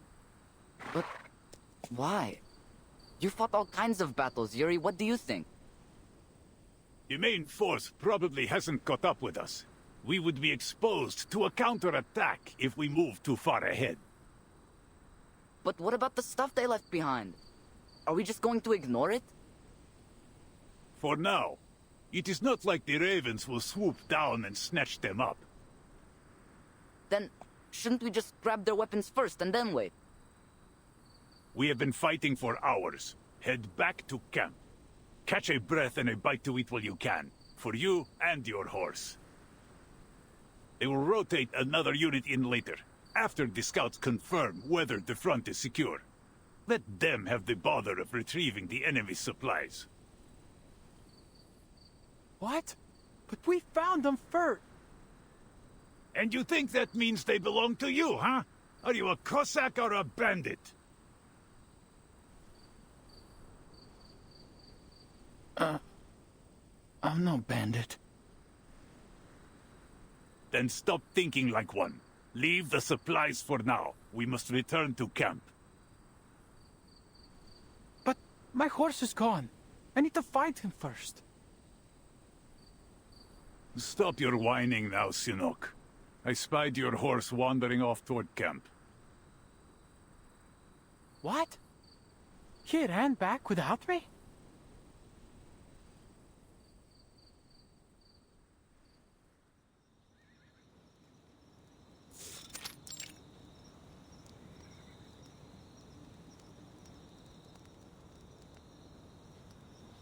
Here, drink this. Or use it to clean your wounds.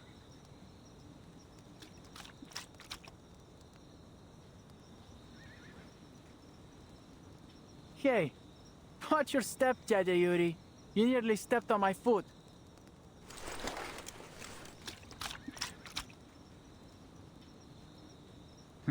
Here's your Senok. Cleaned it 3 times myself. Drink up and be grateful.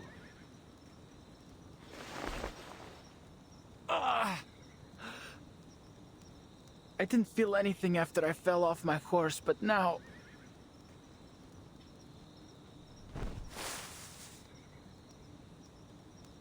Your first taste of battle. How does it settle with you?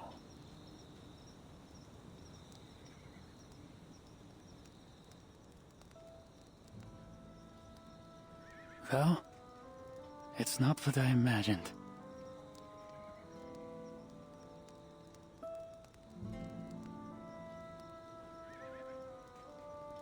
Everything's different when it's real. Couldn't hold my gun steady. Just fired at everything that moved until my ammo was spent. I'm not even sure I hit anything. And your shashka, Sergei? Yeah, I got a few with it. I thought it would be simple, like cutting a knife through bacon. But I could still feel it. How the blade shook when I struck their ribs. The sound as I pulled it out of their chests.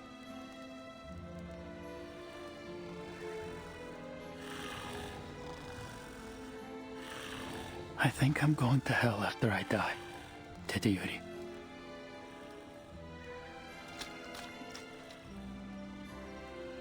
Boy, what did you do that for? I'm drenched. To rinse your thoughts. You are a Koldun, remember? You were not allowed into their so-called heaven in the first place. What would heaven look like to you, anyway?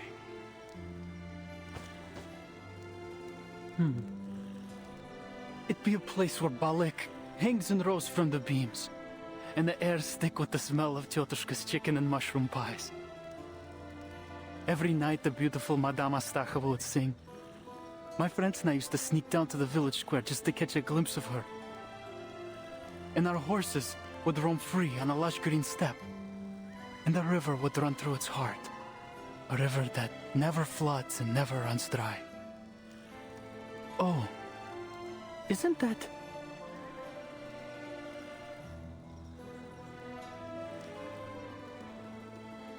Yes, the Dawn Steppe. Our eternal homeland. Where we were born, and where we will always belong. So sharpen your shashka and ready your rifle, faithful guardian of heaven. Only we will, only we can protect it.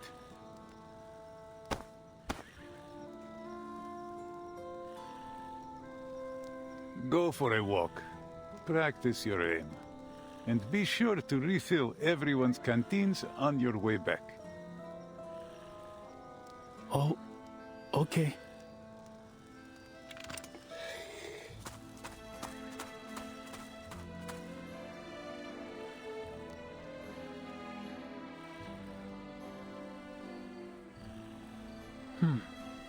How can I become a sharpshooter like Daddy Yuri?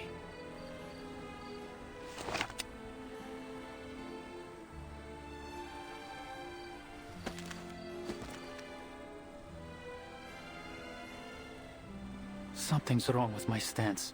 If I hold the gun like this, the horse will throw me off again. How does the Colonel do it?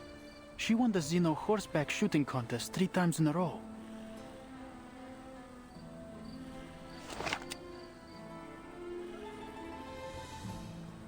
Сядь прямо, Сергей.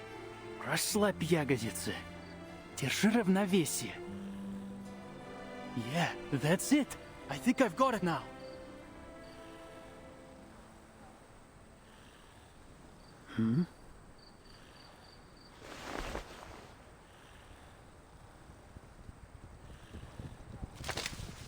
Черт! It's Krutov's men!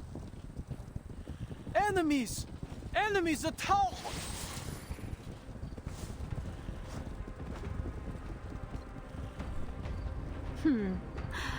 Look what we've found. A cartoon. Those arrogant Xeno fools. How could they assign a gifted arcanist like you to such trivial chores? And so young. Can you even use that thing properly? Oh! Oh!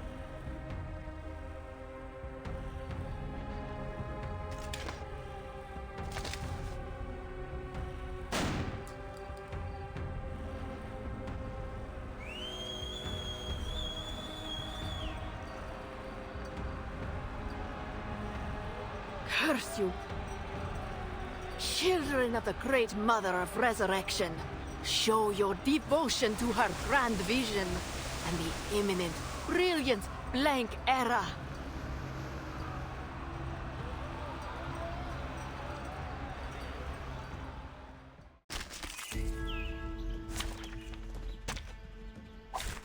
It's an honor to meet you.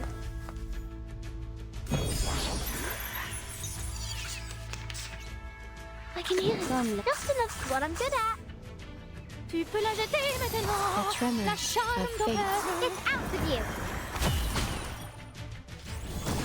There's strength in restraint. Up and at it. A sacred charge.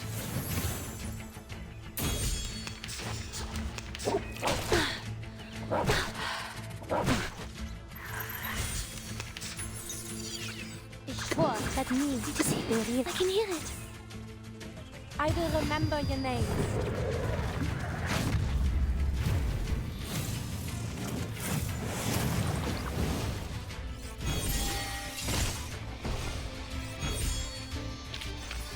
Voilà donc ce que c'est.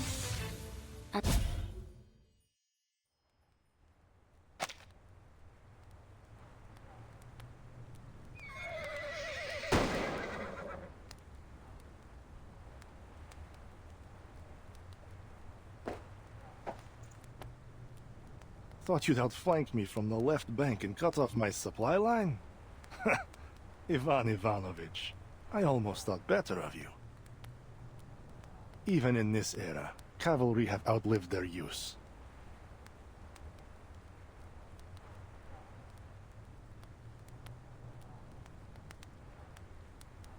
11, 12, 13 arcanas in total. But the unit we sent into the city has gone silent. Already dead, likely.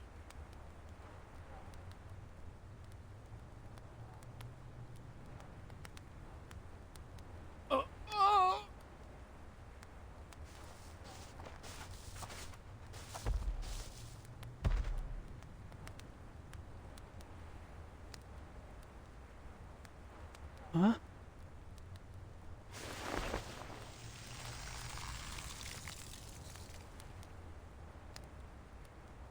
What's the meaning of this, Krutov?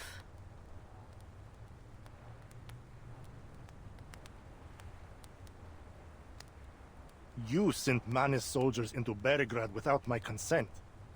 This is far from the cooperation I was expecting. To be absolutely clear, General, Manus Vindicte's soldiers are not under your command. You insisted on diverting your main force to attack Igor, seriously disrupting our efforts in the region. Do you call that cooperation?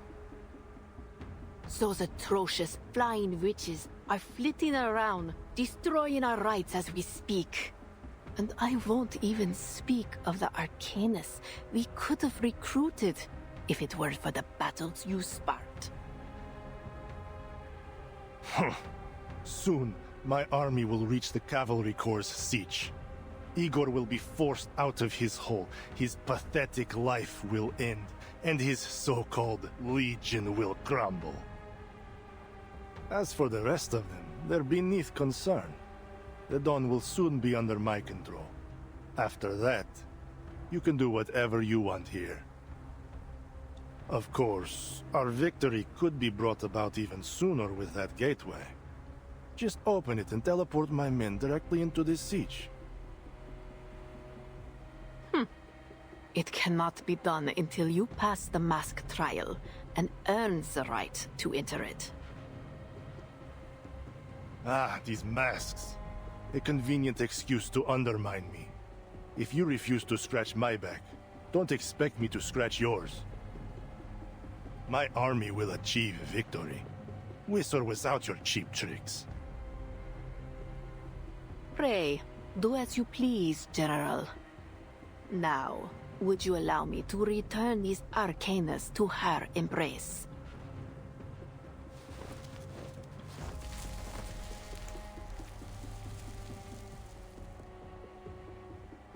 Deal with the injured humans while you're at it.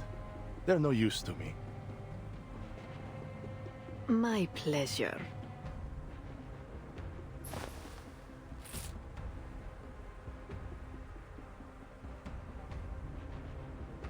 Blow till thou burst thy wind.